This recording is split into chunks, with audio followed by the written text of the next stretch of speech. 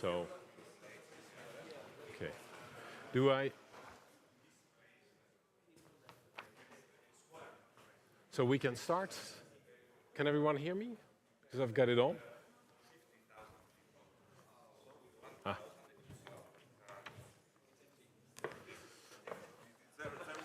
So good morning, everyone. Good morning. Welcome back to the second day of our symposium on digitalizing public services. Und ein recht herzlich willkommen an Herr Peter Seimer.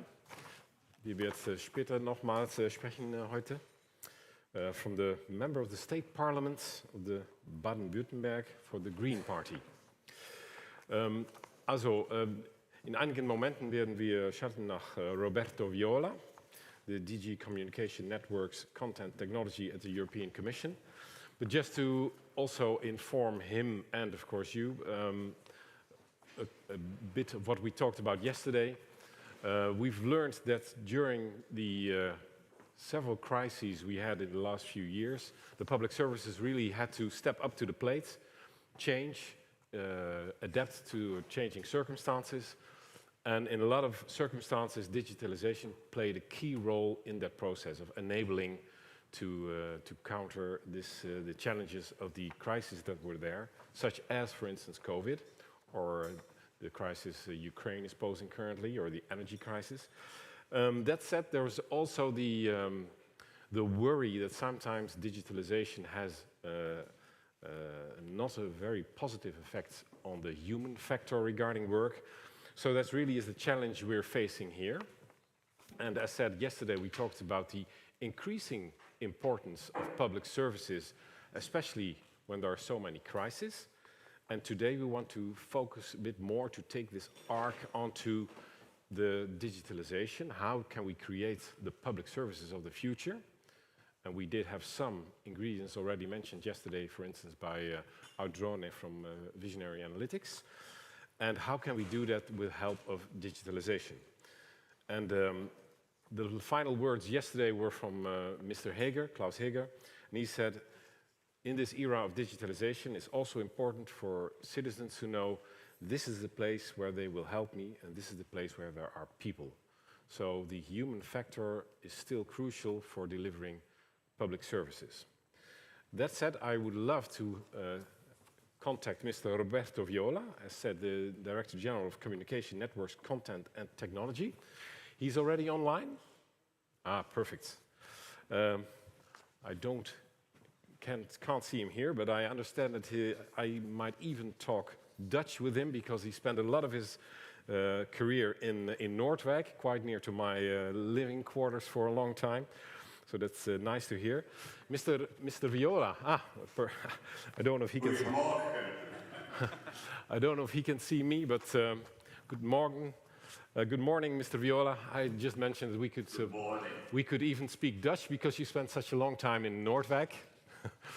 Very nice, familiar territory for me. Did you get the introduction I just gave, a bit about the content we had yesterday and today?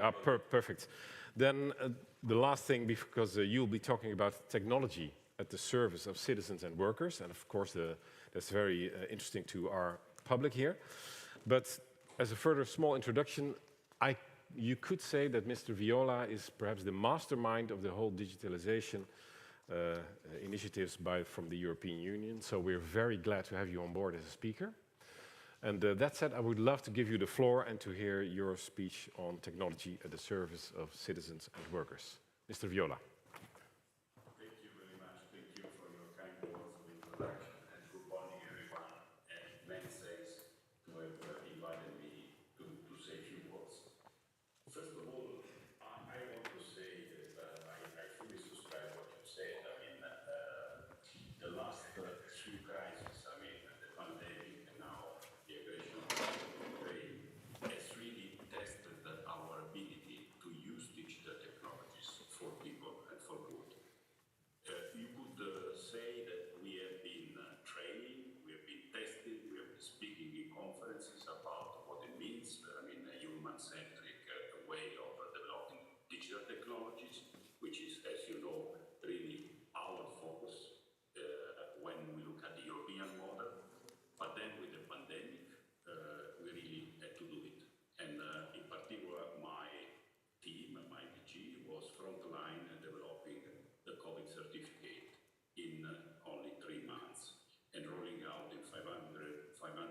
citizens and joining, the rest of the world that joined our standard. So now we are 3 billion citizens that are using this digital technology. So from really, you could say, from theory to practice. Now for you and for everybody, it's a given that in your smartphone or printer that you have this nice QR code, which made possible our society to continue working, living, moving during the pandemic.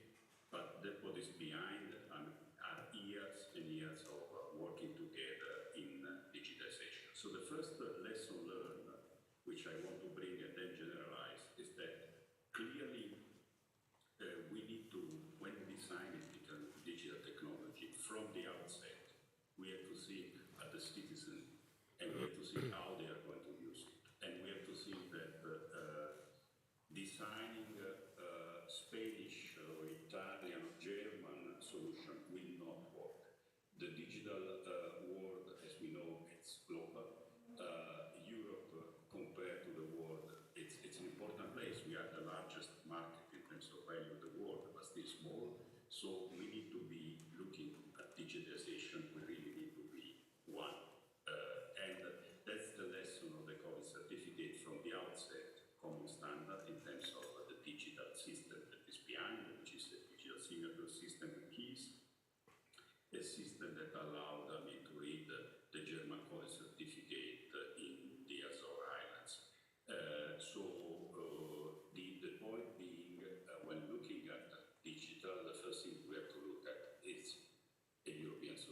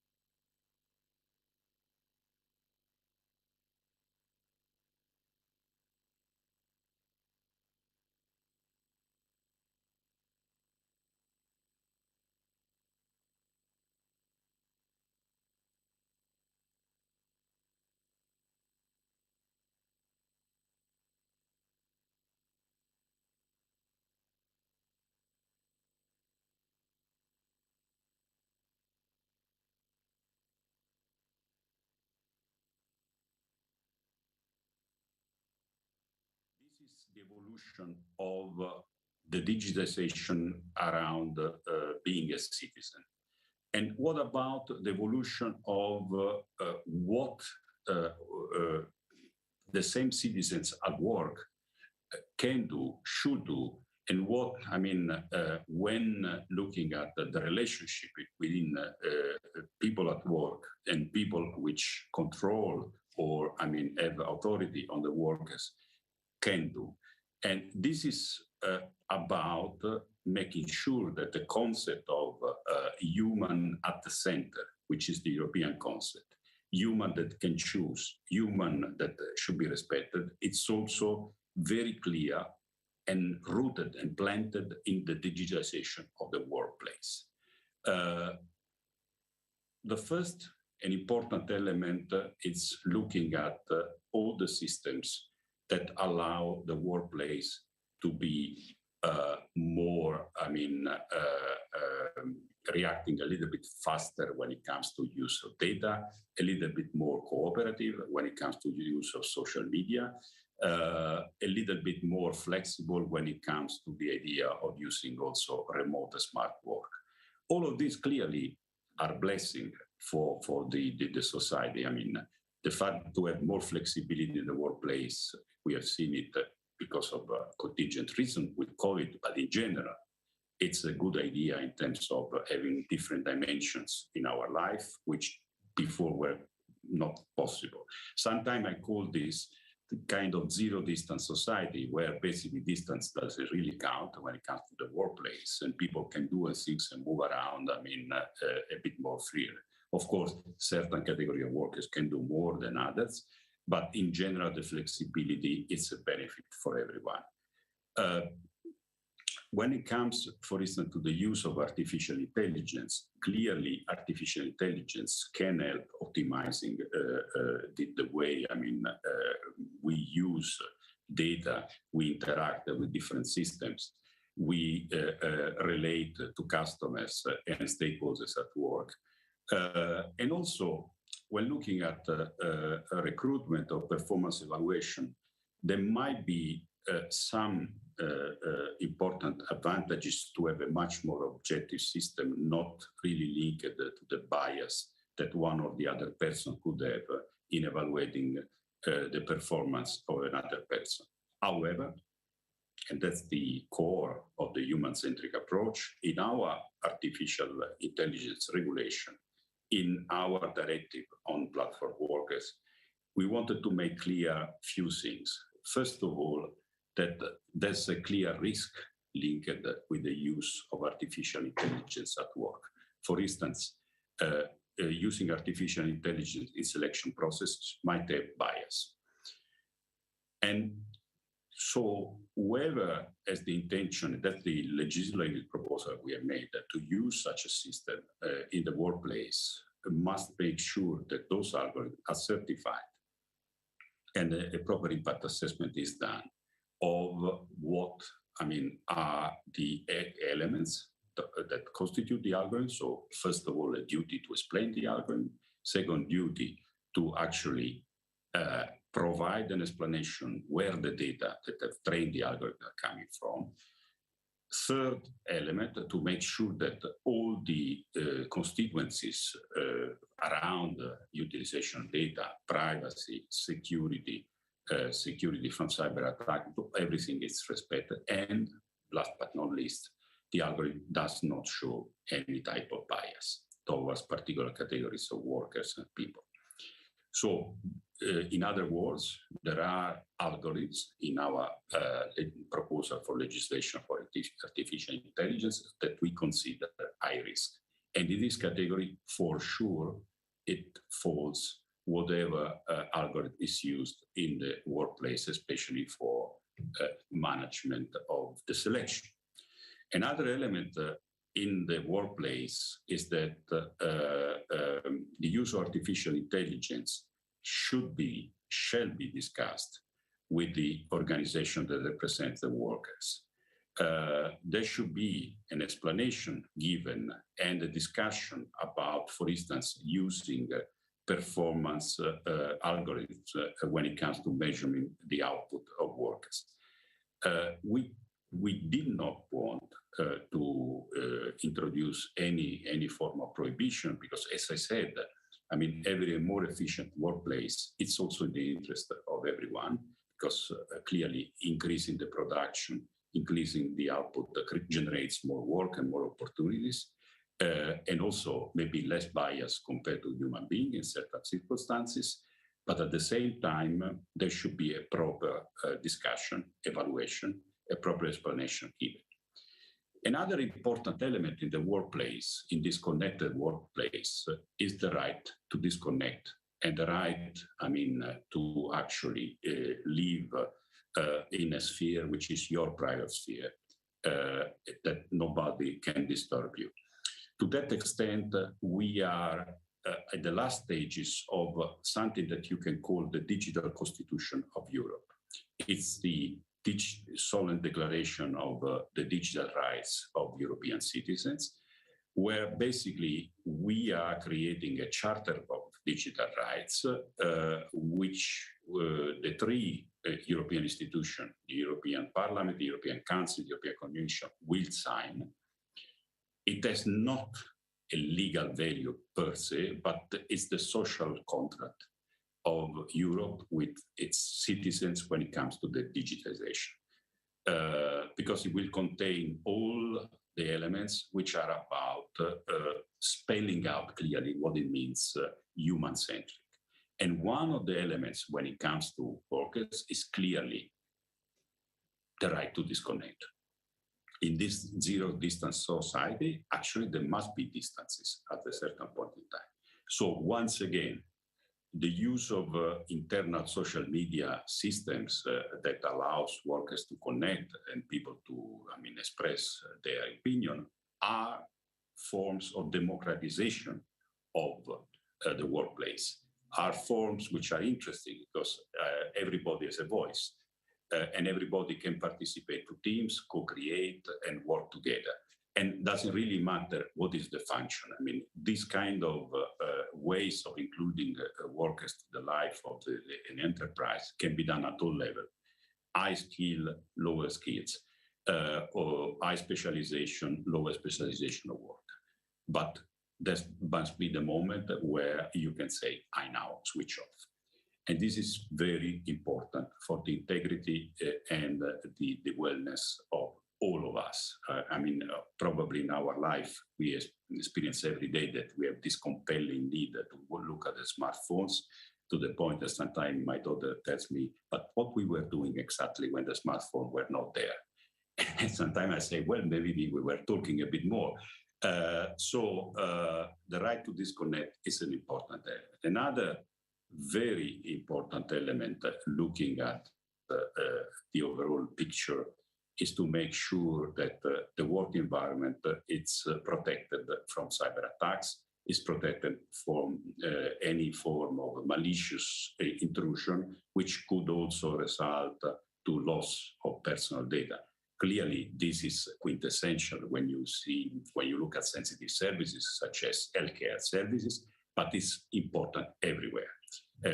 Because when there's loss of data, when the systems are distracted, first of all, there might be major distraction when it comes to services, but also severe consequences when it comes to personal data. That's why we take cybersecurity of companies very seriously. In our new directive, the NIS2 directive, which it's about the security of enterprises, we say cybersecurity is a board responsibility. We say companies that don't take the right measures shall be held responsible. And there are fines for companies that do not really have proper management of cybersecurity.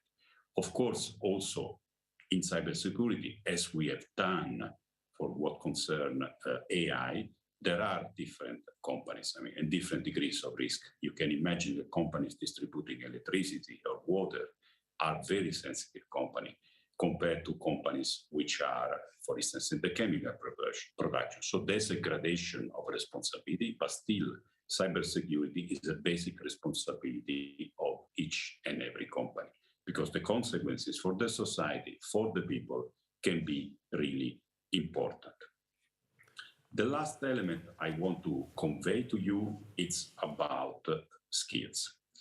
And it's about the way we see skills. First of all, we see skills integrated into, our what is called our digital decade. So where we want to go in 2030, digitization in Europe. And it's part of these four elements. Digitizing the public administration, the health services, digitizing the industries and businesses, providing more infrastructure, but really on top, providing more skills. Everyone in the workplace has the right to have digital skills. And that's part of our, by the way, the Charter of Digital Rights. It's because otherwise, as I said, from what I said, workers might be cut out of the life of a digitized enterprise, which becomes much more fluid, becomes, much more distributed, much more, using those systems to connect. So if someone does not know how to use them, it's out of this particular enterprise. The other reason is that you cannot simply say digital skills are for the young people. Digital skills, I need new workers because the workers I have are not really right for this type of skills. Whoever runs an enterprise has the duty to do training on the job, has the right when introducing, when introducing new technologies in the factories, in the workplace, has the duty to do also training. So training, reskilling, upskilling, it's a very important element of workers' rights in the new society, the digital society. And also, it's not just about basic skills, but the more things become complex, the more it's important. We are working full speed into the idea that everything has a digital copy. Some call it metaverse, you call it as you like. This will be the next revolution in the workplace. In many, many cases, you will have the digital copy of whatever you do in front of you and operate, being trained on this, operate the machinery or whatever in front of the digital copy of it. There are fantastic opportunities. Also, the workplace becomes much safer because instead of operating a complex machinery with risks for the human health of life, you will operate the twin and then a robot will do the rest. But of course, you need a very important degree of training. And no one, once again, should be left behind. So in the new society, the society that will use digital in 3 dimensions, the society that will use, all these systems to interact, like the digital world that I described, artificial intelligence, people must remain at the center. That's the message that comes from the European Union and comes from our every single action every day. Many thanks for your attention. Thank you very much. And I do have a lot of the elements you spoke about, also about training and digital skills. We've seen a lot of that from the DAY2 study that was part of this project. So we really delved into those matters in the different sectors and countries. And then we could also learn how they differ in between Europe. But one question I would love to ask you before we say goodbye is, you mentioned that it's important to have a human-centric approach. And as we've seen, is that digitalization is really a fundamental change for organizations, even a transformation of organizations. And that requires, if you want change to succeed, that we've seen from that worker involvement is very important. So that top-down changes tend to fail in a high percentage. And when you really have worker involvement from the start, and considering digitalization as a change management process, then it will be successful. So my question to you is, what are your thoughts on how can we involve workers in the digitalization process you are steering from Brussels, so to speak, in a way that is beneficial for the whole process? to ensure that the digitalization will be a sustainable success for the organizations as well? Thank you. This is a very important question. I think workers and workers' organization come into the picture in different stages of this complex process, which is digitalization of our economy and society. First of all, when we do legislation, we do policy, I think the input of workers through the Workers' Association is very valuable, very important to us. I have participated in countless meetings with Workers' Association during the making of the AI legislation. My colleagues at DG Employment have done the same, looking at the directive on platform workers. I think as policymakers, we need the feedback. And the feedback should come before, certain choices are made. Of course, eventually, we are in a democratic society, so the two legislators which are voted by people decide. But it's important that the preparation is done in strict consultation with workers and with the Workers' Association. So every time an input could be given, I think it's important that this input is given, and we have the duty to look at it very seriously. The second element, as I said, is when looking at the relationship between workers and managers and owners of enterprises, there should be the translation of what I call the social contract for digital, which are the future charter of digital rights that will come in a couple of months, into the way the worker relationship is done. So, for instance, the contracts that are signed.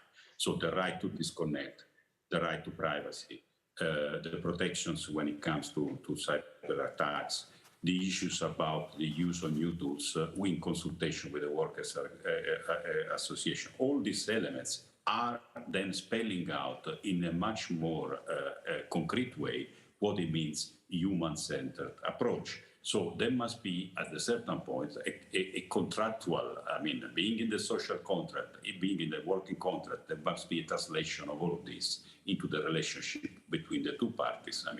Whoever provides, an opportunity for work and the worker. The last and important element is this right to be trained. This also needs a kind of formal translation into the relationship and should be part of the modern relationship between the worker and those that provide work. I don't think we can accept easily, the kind of mantra of the pre-COVID globalization.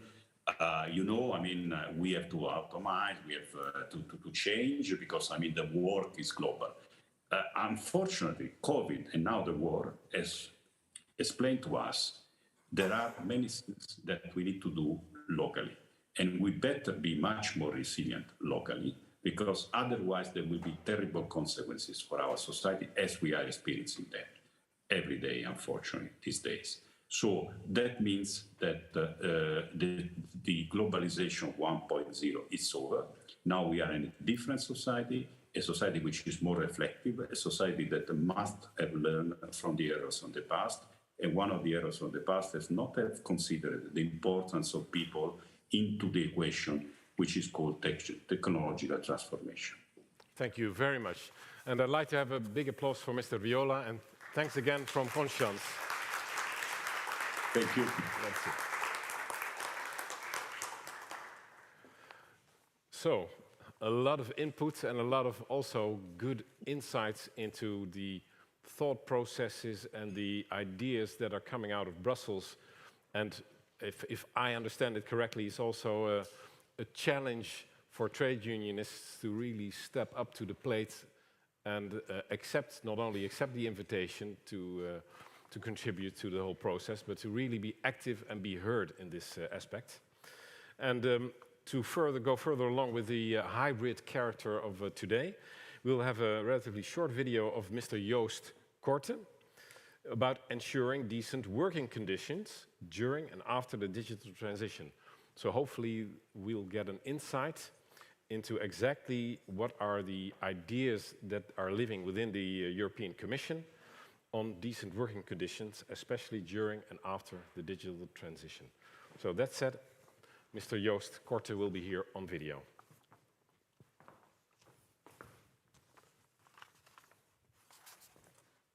Ladies and gentlemen, unfortunately I cannot be with you in Constance for the conference, but I'm nevertheless very pleased to be able to contribute to this important debate on how we can digitalize public services in the best possible way with you, and how we can ensure, more broadly, better working conditions in this digital transformation. It's sure that digitalization can make public services much more accessible, efficient and effective, and that is, I think, very good news. Today, it's in fact quite normal to obtain administrative certificates, to request permits, to enroll in trainings, and also even to pay taxes, almost entirely online. Technically, these things seem to be perfectly feasible. But, of course, digitalization is not only a matter of the available technology. We are dealing here with important issues of people. The human dimension and the society's needs need also to be taken into account. It is not because something can be digitalized that it's always a good idea to do so. These are important questions. Technologies and processes in this area rely, of course, first and foremost, on the workers themselves, on the workers in the public sector, on their knowledge, their expertise, agility to adapt to unforeseen situations, on their creativity, capacity to see the person behind the file, and not just look at a number.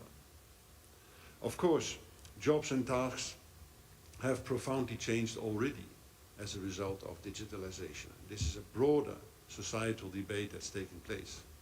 That's why it's also so important that CESI is discussing this today. Jobs may even disappear as a result of the digitalization. We know this. That's why the Commission is paying very close attention to all this and to these risks, as well as to the opportunities it offers and the challenges it may pose to workers and to citizens. Let me mention a few of these risks. For example, the unclear boundaries between work and private life, the permanent connectivity and surveillance, and the increased use of new technologies have given an additional rise to ergonomic and psychosocial risks. There's clear evidence for this. The EU has been a front runner in high standards for workers' health and safety protections, but there is a constant need to keep it adapted to the new realities and the new demands of our societies. That is why our EU strategic framework on safety and health at work for 2021-2027 addresses the challenges raised by digitalization and identified a number of priority areas in this field. As announced in the strategic framework, we will organize a high-level stock-taking event in 2023 under the Swedish presidency of the Council. It will be an occasion to assess the progress made both at EU and national levels. We should also make sure that everyone has the necessary skills to succeed in a digital work environment. This is another important issue, and there are some serious concerns and major challenges in the European Union in this regard. Let me give you a few figures. In 2021, almost half, namely 46% of the EU population had insufficient digital skills. At the same time, over 90% of jobs now require some sort of level of digital skills. The focus should be on addressing the needs of the businesses, therefore, and 77% of businesses today report difficulties with finding workers with the right skills. Here, the European Union has put in place the so-called Skills Agenda and the Digital Education Action Plan, which set concrete measures to support the development of green and digital skills for all.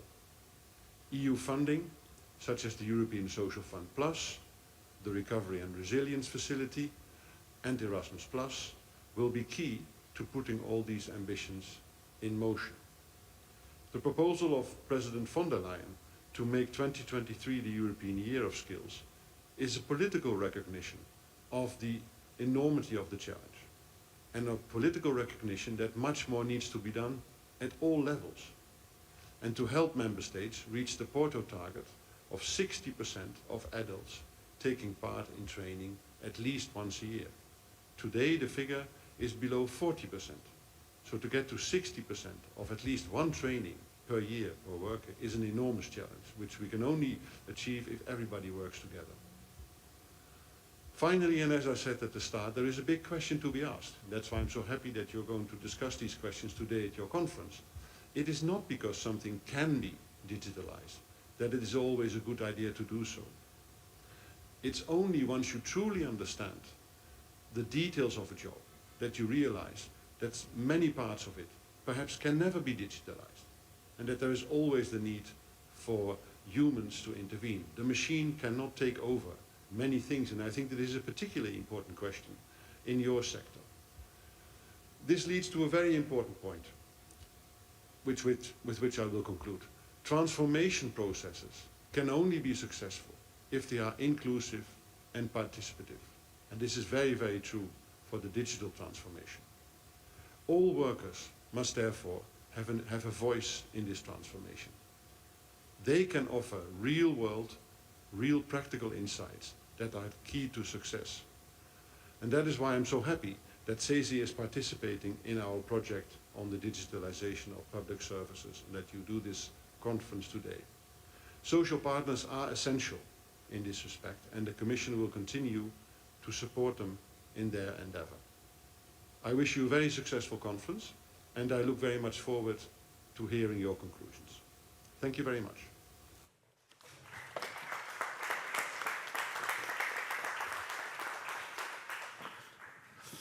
It never ceases to amaze how different the messages from the same institution can be. So that's really valuable to see that the very technological, technocratic viewpoint from just the digitalization is also being supported by a more humane viewpoint or social viewpoint that we heard from Mr. Joost Korte.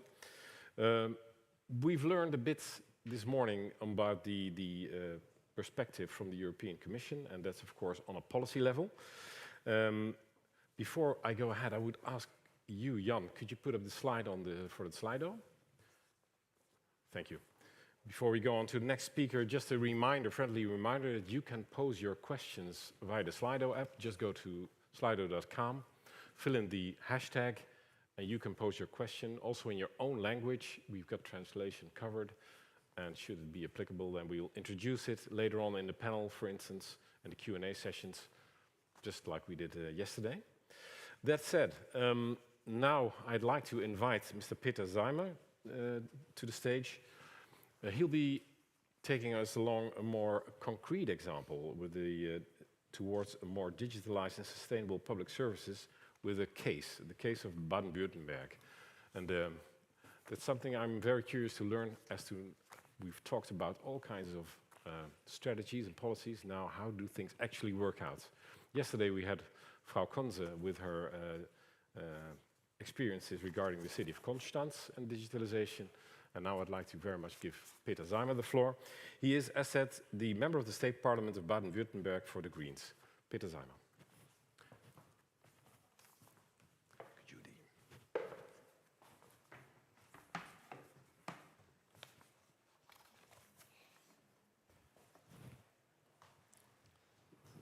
This a little bit higher, I think so. Could you put these? So it has perfect.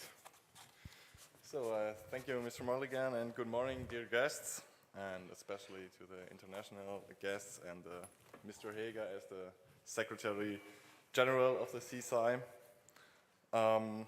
Yes, I'm gonna take you on the way towards more digitalized and sustainable public services. So. Yes, of course. So, in case in front, I have to tell, the federal state, because not every nation is a federal state like Germany. This is by our historical story that we have not a central stake, like for example France or something, or Spain. We have a very powerful federal levels, and not too less of them. We have, for example, the federal, the state, the region, we have districts, we have municipal levels. So each of this has his own task and own duties, and they're responsible for them by their own. And it's not easy for another level to force another level. So for an organization, you can imagine that it's not easy to make it to a whole running system, because of every level, in the federal level, in the state, at the district, at the region, at the municipal level.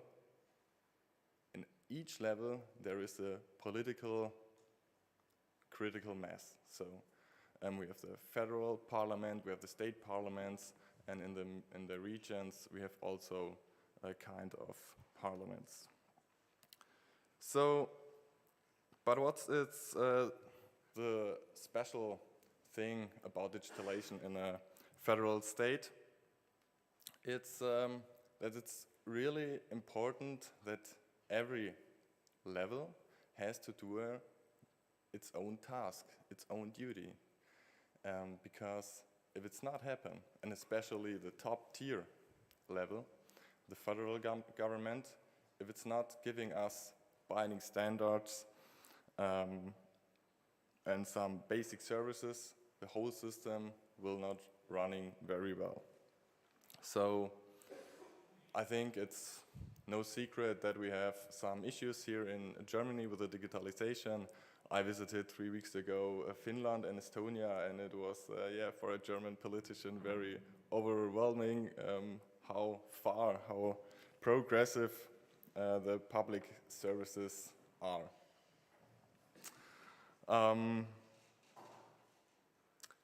And here in Germany, we're at a state, at a point that we still have to decide or do some basic decisions, which are not made yet. For example, it's not really clear, and that it's not a question about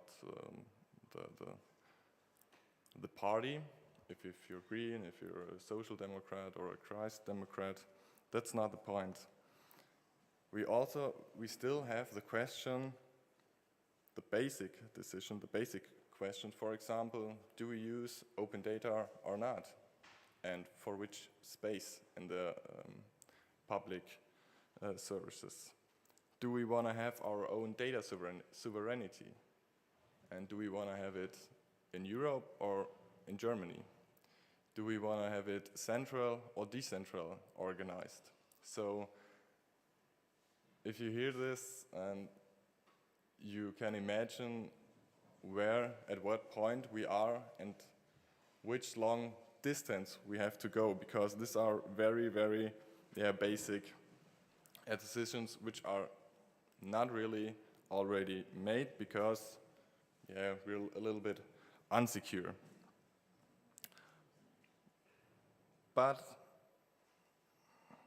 let's go to the next. For this, why do we are at this point? We have to talk about the organization of the administration. So actually, the digitalization of the public sector is not such a big difference to the private sector. Like I told already, the organization, the government has to set up the conditions in the first step that the employers in the public sector can use this services comfortable and reliable. And that's a really, really important thing. Like Mr. Viola already said before, we need a human central approach. And that's not really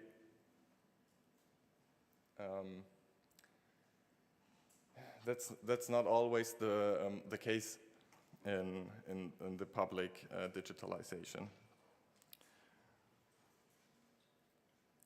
And if we would have this first step, we can take the second step, and this would be that the leadership in our public sector and the administration is responsible, that the employers, that the workers are using the digital services. But yeah, in my opinion, if we have good services, everybody would use it.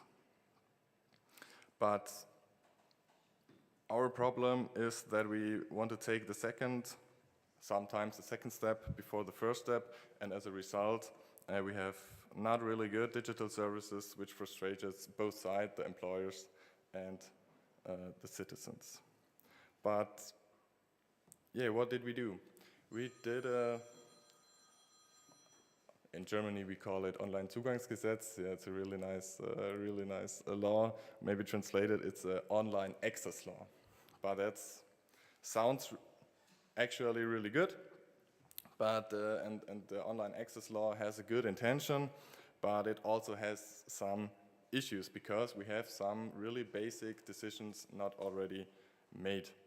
In the online access law, it's just the obligation that the citizens have to have an online access to public services. This sounds, in the first step, really good, online access for every citizen, etc.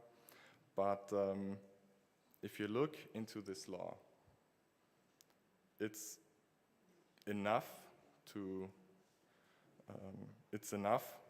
that you can download a document or a PDF, for example, and fill it up and send it by post to the administration, to the agency. And that's not the real digitalization we want to have. So, yeah, that's the point. The usability, the human central approach is not there. And now it's the point why it's not there. Because in our society, not really the digitalization aspect, it's not really a big thing in politics. So when I run for the parliament, I didn't have to answer some questions about digitalizations. And if there was some questions, I could say, yeah, we need a little bit better and faster and more comfortable, and everybody was happy. So there's not really a sense of the difference of the issues and of the opportunities and how to solve it. So there's no really knowledge in our society, and that's for a politician who want to get elected. Very important that you make politics for the people. But when the people doesn't have the big interest in it, or actually doesn't want the digitalization because they're a little bit skeptical against the state, you're not really do it, or do it like a top-tier project. So this is in my opinion, one of the biggest issues. And yeah, I said 3 weeks ago or 4 weeks ago, I visited Finland and Estonia, and there, when you talk to the Finnish or the Estonia people, it sounded really, it's really different human. They say, oh, it's of course, I wanna. They use the same system for the public services, X-Ways, and their issue actually, or current issue, was that the Estonia people want to go to Finland and use their Estonia public personal ID, so in a different country. And that was the actually issue there, or the problem, or the challenge, if you want like this. And we're here in Germany saying, what?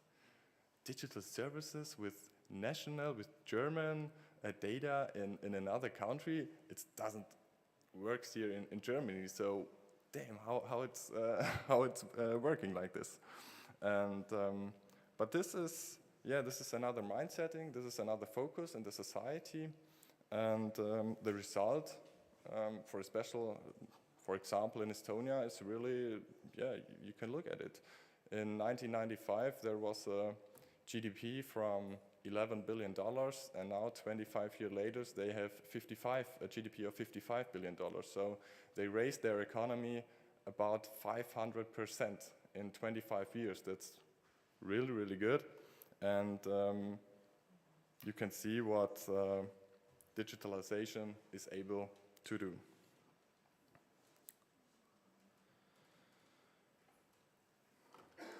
So, oh, I forgot to slide when I talked about the online access law. This was the slide. So, our political goals of, yeah, they are clear. You want to have digitalization in every step from the beginning to the end. That's clear. But if you use open data, which cybersecurity aspects and levels you want to implement, and for which area, how to control this, that is still not clear. And for the Greens, I can tell you we wanna use the open data because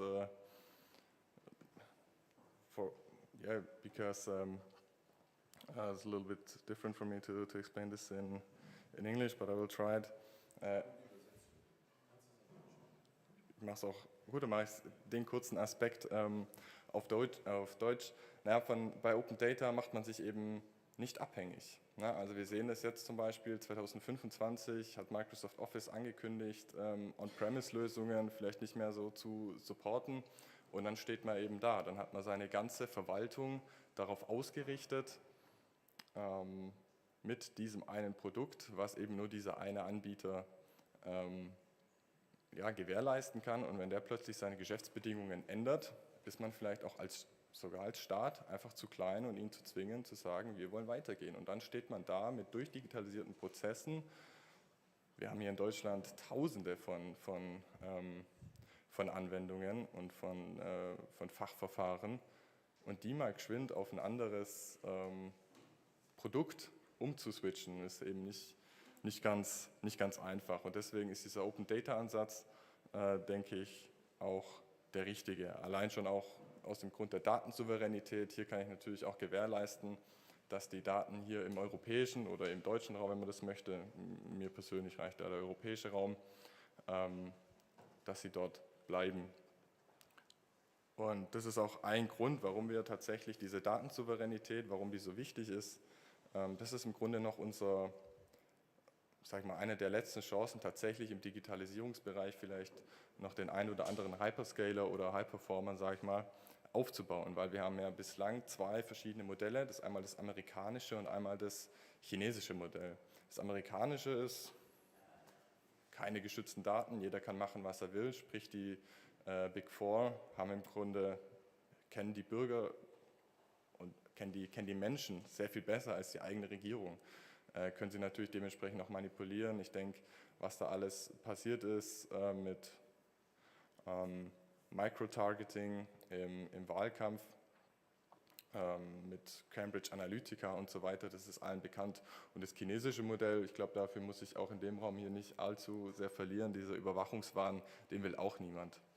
Und deshalb ist es auch an uns, an der europäischen Ebene, und da ist tatsächlich gerade kommt sehr viel Gutes aus der EU, das muss man wirklich anerkennend sagen, im Digitalisierungsbereich, dass wir eben hier auf diese digitale Souveränität des Staates setzen, das aber auch eben allen irgendwie versuchen, in einem Open Data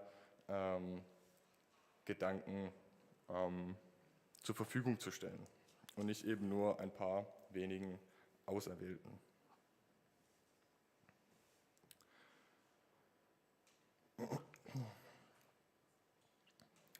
Dann gibt es natürlich noch ein paar spezielle grüne Ziele. Natürlich schauen wir Grüne als, sage ich mal, Klimaschutzpartei natürlich auch nochmal auf den Aspekt des Klimaschutzes, auf den CO2-Ausstoß. Auch das ist, denke ich, hinreichend bekannt.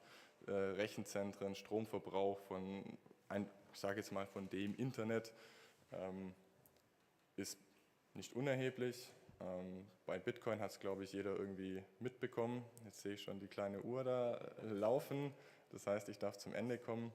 Aber der CO2-Abdruck ist natürlich nicht wegzudenken. Und deswegen fokussieren wir natürlich auch nochmal hier in Baden-Württemberg speziell das Green Coding. Das heißt, dass einfach auch energiesparende, CO2-sparende Codierungen erforscht werden und nicht einfach nur mit, sag ich mal, unendlich Rechenpower genutzt werden und dann natürlich solche Dinge wie Abwärme nutzen von Rechenzentren. Ich denke mal, das ist inzwischen Standard, dass sowas gemacht wird, nicht zuletzt seit den steigenden Preisen durch den Krieg in der Ukraine. So, for my last part, I switch to English back. Thank you. So if I have to sum it up, one of the most important aspects for us politicians is a political pressure. The pressure of the economy, of the citizens that they want to have a digitalization in the public service, in the public administration. Without pressure, the digitalization maybe will come, but actually without pressure it will come later and it will come not so comfortable as it could and as it should be. So thank you for your attention, and I wish you a successful conference. Thank you very much.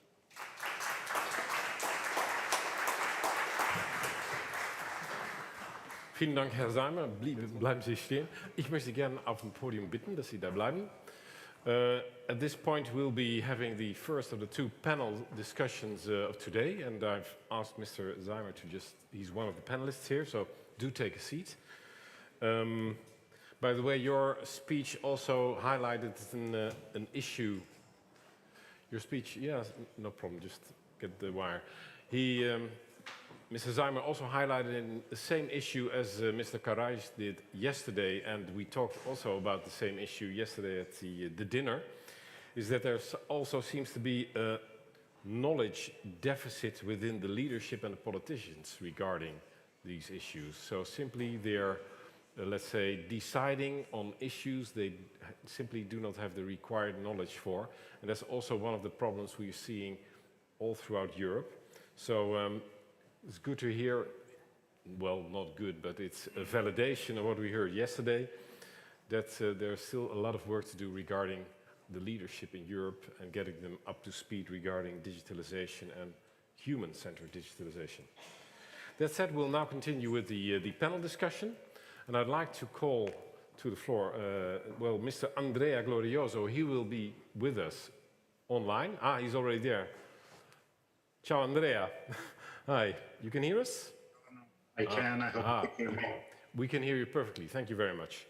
So Andrea is Policy Officer for the Future of Work and Youth Employment at European Commission. And if I'm informed correctly, you worked intensively with Roberto Viola. We had him earlier this morning, and he really painted, let's say, the policy view, of course, from the technological and digital standpoint. And now we're also more focusing on the human standpoint. So welcome, Andrea. We also have Dietmar Knecht, Vice President of the CESI Europe Academy. And last but most certainly not least, Sarah. She's the chairwoman of CESI's working group on the future of work. And what's also very interesting for us is that she's also a Vice Secretary General of FISMI CONSTANZ. And so she's also got the experience of the profit sector and how they view public services and what they want from digitalized public services.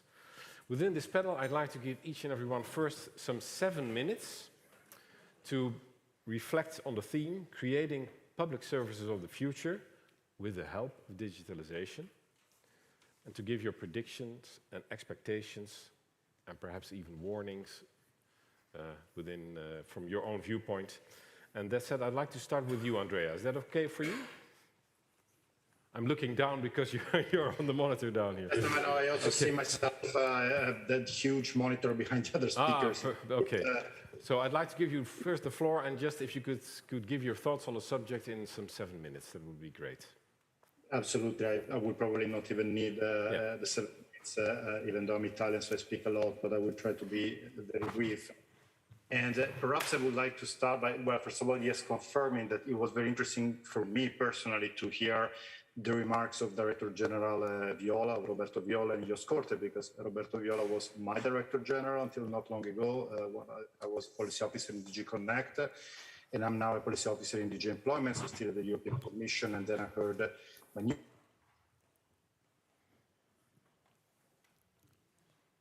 think that there is contradiction between what the two Directors General have said, because, and to the point of your question, on the one hand, we do know that public services are important, very important, and I don't need to explain why. It has been said this morning, it has been said yesterday, we know it, we have the numbers at hand. They were important before the COVID pandemic, and they're certainly even more important now after the pandemic. We also know that public services have challenges of funding, of budget, of efficiency, of effectiveness, of adapting to new expectations of citizens. So digitalization is very much needed. And I think it's very important that while accepting that not everything should be digitalized, and I think the message there from Director General Corte is not to slow down on digitalization, but to be smart about digitalization, to digitalize what truly needs to be digitalized and not become, sorry to be a bit blunt, but I've seen this time and again, and not to follow certain suggestions, which are interesting suggestions, to simply cut jobs because they can be public jobs, because they can be digitalized, they can be automated, which most of the time is actually a lot more complicated than people think. But the point is that digitalization is important and it is necessary. Now, the way we do it, then is the other key issue, is the other key question, and that's where Director General Corte focused a little bit more. But Roberto Viola said the same, we need to start, we need to be very clear what is our starting point. And the starting point is human beings, is workers. On the one hand, and it's the citizens who are the users, between quotes, of the public service on the other hand. Digital technologies are a means to an end. And even though I admit that I am fundamentally a geek, I love technologies, I love digital technologies, and I do have this tendency to be impressed by the new shiny tool and how can we use the new shiny tool to do stuff. But it's important to always take a step back before we take any decision and truly understand what are we using that tool for. And this is the key point that was made, I believe, by both Directors General who spoke in the introduction, which is that in order to understand it, we need to talk to the ones who are closer to the issue at hand, which in this particular case are also, but not only, the workers in public services. I do think that we do have a solid and good framework at the EU and perhaps to a more limited extent at the national level, but still depends on the member state. But we do have a solid framework to have that sort of engagement. It doesn't mean that there are no margins of improvement or to avoid the double negative. Yes, there are margins of improvement. We need to do better collectively on how to do those consultations. I think that's a personal view. I think we need to learn how to ask the right questions, all of us. I have recently concluded a master program, which I did on my own, on artificial intelligence for public services, a year-long master's program, very tough, I have to say, but also very interesting. And this was a multidisciplinary program with top people in their respective fields. And the one message that I got from studying this quite closely is that we tend to focus, all of us, we tend to focus a lot on asking questions about technologies. Which technology is the right one, how to develop digital skills. And these are all very important points, to be clear. But we more rarely ask questions about and I don't particularly like the term, but just to use the terminology, about the business processes. What's actually happening in the organization. So we need to map that, we need to understand it, and only then we can start thinking about how technology can improve it. So once again, it's about having the right, asking the right questions.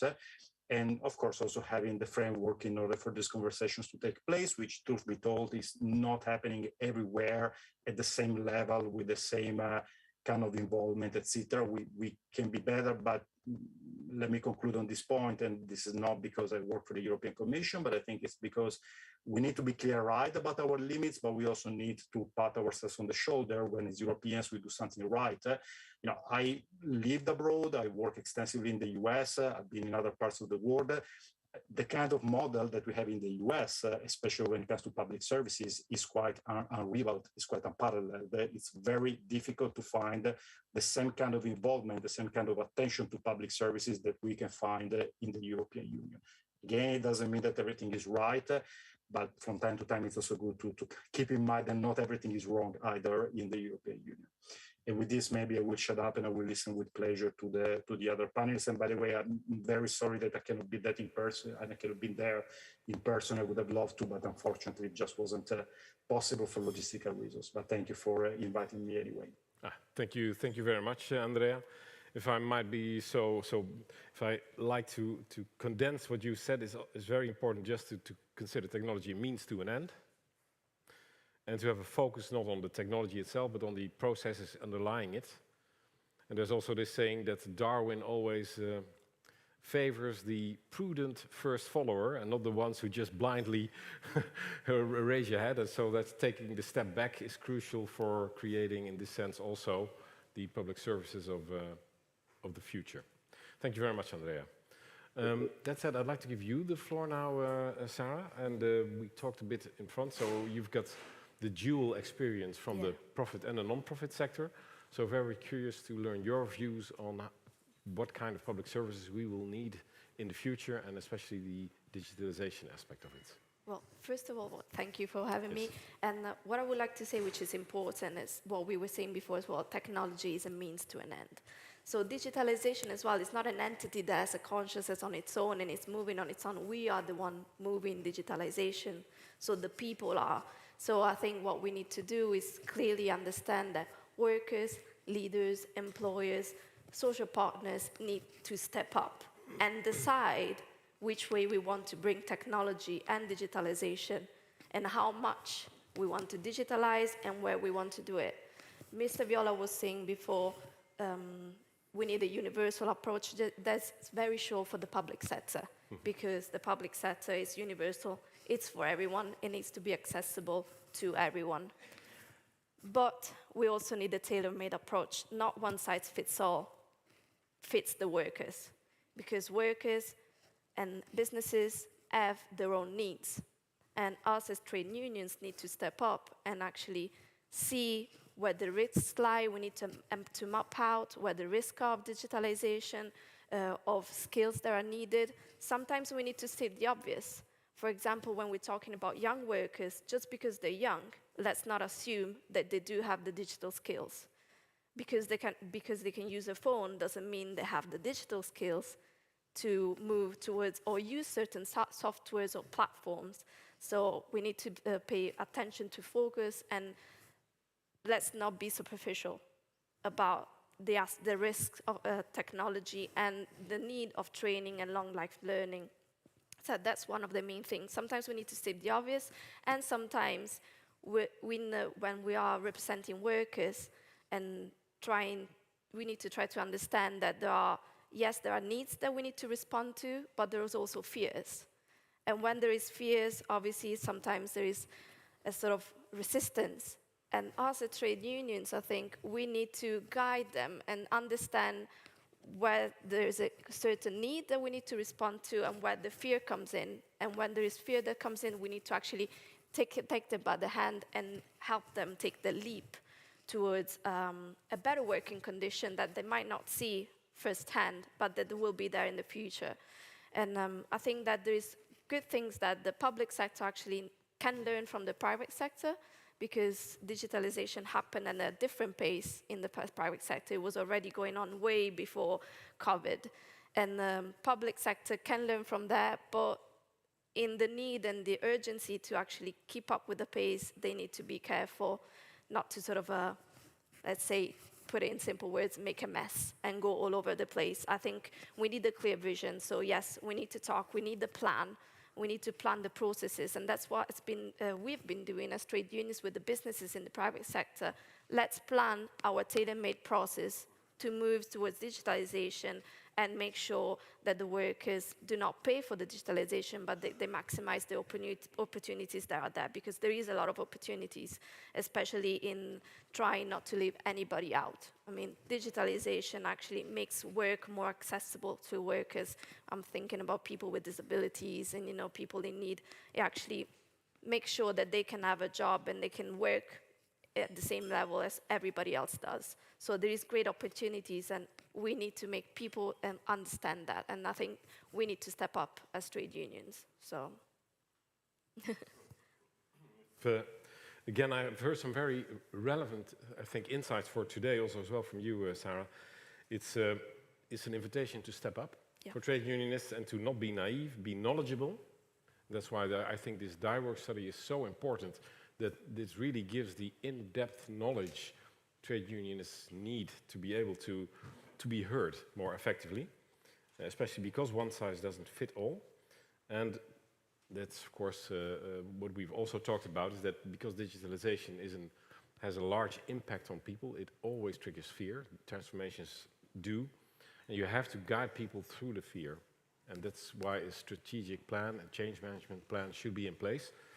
And just a personal observation, I think it would be very useful for other trade unions if you, in one way or the other, could share how you teamed up with the profit organization to create such a plan. I think that's a model that we all and other trade unionists can learn from. So not today, but perhaps that could be, I would love to see that as a follow-up today, that you would disseminate your experience in this respect. That would be great. Thank you very much, Sarah. Dietmar, ich möchte gerne dir das Wort geben. Du bist recht herzlich eingeladen, das auf Deutsch zu machen oder auf Englisch, wie du möchtest. Ja, vielen Dank. Ich darf zunächst erstmal der CESI danken, dass sie an diesem ehrfürchtigen Ort diese Tagung heute durchführt zu dem Thema, das uns ja schon eine lange Zeit, auch bereits vor Corona, beschäftigt hat, nämlich die Digitalisierung, deren Notwendigkeit wir ja sehr früh erkannt haben als gewerkschaftliche Interessenvertreter. Und Herr Seimer hat ja die deutschen Probleme wirklich beschrieben. Und das geht jetzt gar nicht mal um die Technik, um die Verfahren, sondern schlichtweg auch vor dem Problem, dass uns die Leute abhanden kommen. Wir werden in den nächsten 10, 15 Jahren fast ein Viertel unserer Mitarbeiter verlieren, ohne dass erkennbar ist, wie die Lücken aufgefüllt werden und ohne dass erkennbar ist, dass tatsächlich Aufgaben wegfallen. Aufgaben wegfallen, die durch eine vernünftige Digitalisierung durchaus praktikabel gemacht werden könnten, wo aber die Politik, das kann ich auch verstehen, immer einen Schritt, den zweiten vor dem ersten Schritt macht, Plakate bedruckt und sagt, eigentlich sind wir ja ideell schon auf dem Weg, aber die Umsetzung, an der hapert es mächtig. Ich kann die Politik an der Stelle auch verstehen, wenn man nur 4 Jahre oder manchmal auch 5 Jahre in der Legislatur Zeit hat, möchte man natürlich alles gern per Schalter umlegen, schnell über die Bühne bringen. Aber das klappt eben nicht so. Und meine Wahrnehmung ist, dass wir mit der Digitalisierung vor einem riesigen Berg Arbeit stehen. Ich habe das mal vor Jahren verglichen mit unserem tollen BER-Flughafen in Berlin, wo plötzlich alle von überall ankommen und jeder Trupp kocht so sein eigenes Süppchen. Die einen machen pure Handarbeit, die anderen bedienen sich Technik, wieder andere bedienen sich Technik oder Impulse von außerhalb des öffentlichen Dienstes und will damit sagen, das fehlt die Struktur. Die Struktur fehlt, was wollen wir digitalisieren, mit wem wollen wir das machen, wie wollen wir die Leute mitnehmen, das klang ja bei meiner Vorrednerin eben schon mal an. Und da kristallisieren sich eben auch so 3 für mich typische Berufsgruppen heraus, unabhängig vom Alter, unabhängig vom Geschlecht, unabhängig von den Tätigkeiten, die sie machen. Das sind diejenigen, die die Turnschuhe anhaben, die die Notwendigkeit erkannt haben, hier schnell loszulegen. Das sind die Zweifler, die mitunter auch Angst haben. Und das sind jetzt nicht unbedingt Ältere, das sind auch Jüngere dabei. Und das sind diejenigen, das ist die schlimmste Gruppe in meiner Wahrnehmung, die sich zurücklegen, gar nichts machen und sagen, wenn zum Schluss das Ding vor den Baum geht, dann bin ich der Retter der alten, der konservativen Verfahren. So, und diese 3 Klientelgruppen, die zusammenzuführen, Ängste zu nehmen, das ist, glaube ich, unsere Hauptaufgabe als gewerkschaftliche Interessenvertreter, auch gegenüber den Arbeitgebenden, gegenüber den Dienstherren, zu sagen, wir wollen mal als Interessenvertretung unsere Initiativrechte wahrnehmen, damit wir hier vernünftig kanalisieren können, Digitalisierung vorantreiben. Und das muss bis in die Hausspitzen passieren. Mich hat sehr bedrückt der Beitrag gestern unseres spanischen Kollegen aus der Justiz, der eben gesagt hat, dass sein Staatssekretär eben da so digital negative ist und sagt, das interessiert ihn alles gar nicht. Und solange wir die Hausspitzen nicht überzeugen von dem, und das müssen wir auch als außenstehende Gewerkschaftsvertreter, das kann nicht unbedingt die Mitarbeiterschaft machen, zu sagen, hier, ihr müsst euch auch mal in die Hacken spucken und sagen, wir müssen da vorankommen im Sinne der Mitarbeitenden. Und ich gehe sogar so weit im Sinne der Bürgerinnen und Bürger. Denn nur wenn es uns einigermaßen vernünftig gut geht, können wir auch gegenüber Bürgerinnen und Bürgern prima Dienstleistungen abliefern. Ich war sehr überrascht. Jeder von uns kennt sicherlich diesen Eid des Hippokrates, für den Ärzte ablegen müssen. 2017 wurde da ein Passus eingeführt, der so sinngemäß sagt, nur wenn es mir als Person gut geht, wenn ich mich um mich kümmere, wenn meine Rahmenbedingungen stimmen, dann kann ich auch Patienten behandeln. Und so, glaube ich, müssen wir das als roten Faden auch für unsere Arbeit nehmen. Nur wenn es unseren Mitarbeitern, unseren Kolleginnen und Kollegen gut geht, wenn die Rahmenbedingungen einigermaßen stimmen, das wird nie 100% stimmen und nie 100% schaffen, dann sind die auch in der Lage, gegenüber ihren Bürgerinnen und Bürgern erstklassige öffentliche Dienstleistungen abzuliefern. Und da sollten wir, glaube ich, hinkommen. Das ist das Wichtigste. Vielen Dank, Dietmar. Zwar reden wir im Change Management Reader im Rahmen des Projektes nicht von Turnschuhe, aber tatsächlich steht da auch ein Modell da drinnen, dass es tatsächlich mehrere Art und Weise gibt, dass manche Gruppen reagieren auf Change, auf Änderungen. Und dass man tatsächlich auch jede Gruppe auf eine eigene Art und Weise adressieren muss, um das Ganze einen Erfolg zu machen. Und du hast auch bemerkt, dass es eine breite Vision fehlt und die Struktur fehlt. Und das ist wirklich denke ich mal, ein großes Problem. Wenn ich noch kurz das sagen darf, das ist ganz wichtig, dass du das nochmal ansprichst. Wir sind ja breit aufgestellt. Wir haben ein irres Portfolio an Tätigkeiten. Da wird sich bei dem einen oder anderen vielleicht nicht viel ändern.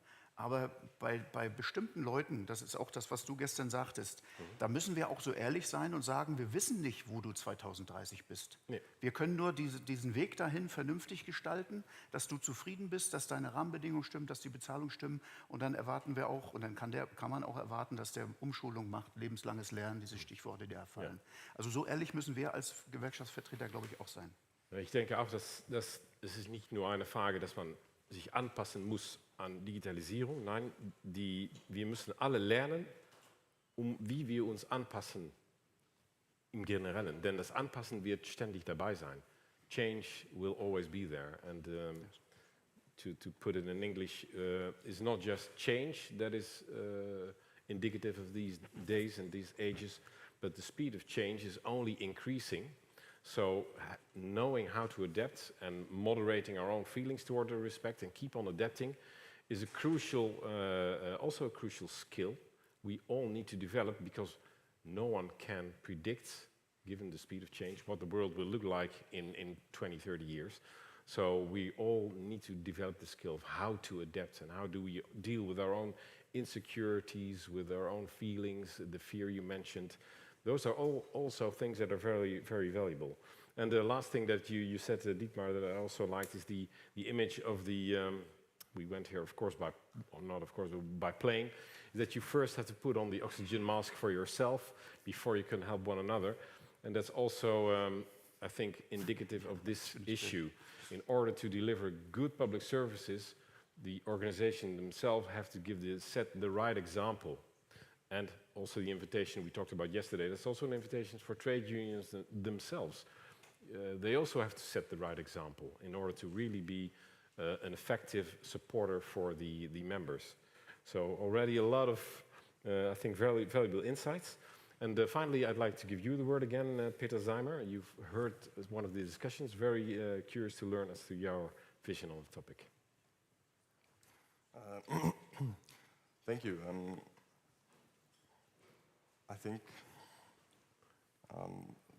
the part of the politics is, yeah, to take this up, your inputs, and to speak it or tell it to the people and do the settings for this, because as politics, we all know you have to do everything. We have to look at the workers, at the employers, that they have good work, that it's good paid, good conditions, etc. On the other side, on the other hand, we have to look at the economy, for the people who give the work, and between this, we talk about the public sector. Of course, we have to do our own digitalization. And what Mr. Knecht said was very, very important, that the heads of the agencies, that the heads in the politics, so I mean the ministries and so on, they have to live the digitalization, because if they don't live it by own, they talk about something they don't know. So how to make a politics if you don't know the case, if you don't know the real case. You have to make the experience in working by your own. And that's one of the most important things, because when the head is not using the digitalization and says, oh, I want it all in papers and other stuff, and no, that's for me too complicated, and I don't want to develop myself, my skills, my mind. Why a worker, why an employer should develop himself or herself? And that's a really important thing. And I talked in my presentation before that the politics maybe misses the pressure from the economy and the people and the citizens for dealing with the digitalization, but it's also the politicians by itself to be responsible for doing this. So my favorite example is Estonia, so sorry if I come back to this. They decided in 1997, nobody talked there about digitalization. In 1997 there was no smartphones, no mobile internet and something like this, but they started at a reason of state or something like this. They said, we're gonna go for the digitalization, take the risk, but also take the opportunities. And now they are there where they are. And in politics, it's also deals with the legislatures of 4 years or election and years for 4 years or 5 years. These are very short times. And one of my favorite politicians, who was not a part of my party, was our former Chancellor Helmut Schmidt from the Social Democrats. Big idol of me. He said, politics does not have to do only what the citizenship is expected. And politics has sometimes, maybe often, to do the right and the important things for the citizenships, because the politics, the ministries and people like that, they always know more. We talk to the economists, we talk to researchers, we talk to the workers, we talk with the trade unions, we talk to so many peoples and have the whole side in theory. So sometimes we have to make the important thing popular and don't just do the popular things. And that's No. Thank you very much.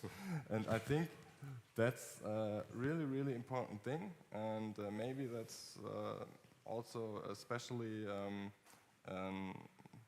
challenge in Germany, because we have here a very high wealth standard, I would say. And if you have a very high wealth standard, the people won't step up so early, because actually everything is fine. But yeah, the question is real, how long enough? And for that, like I said, we have to make the important things popular. Thank you very much. And it's a pleasure to hear Helmut Schmidt mentioned here. It's yeah, a long time ago. But it's also you're addressing one of the key points for when you're looking at successful digitalization, leadership. And that's Gianni El Karais, a colleague of yours yesterday, raised the same point, that we have a knowledge deficit for a lot of our politicians and leadership in this respect. But also, in order to make any large-scale change work, and digitalization is one of those changes, it's essential that leadership sets the example, and sets the example on a day-to-day basis.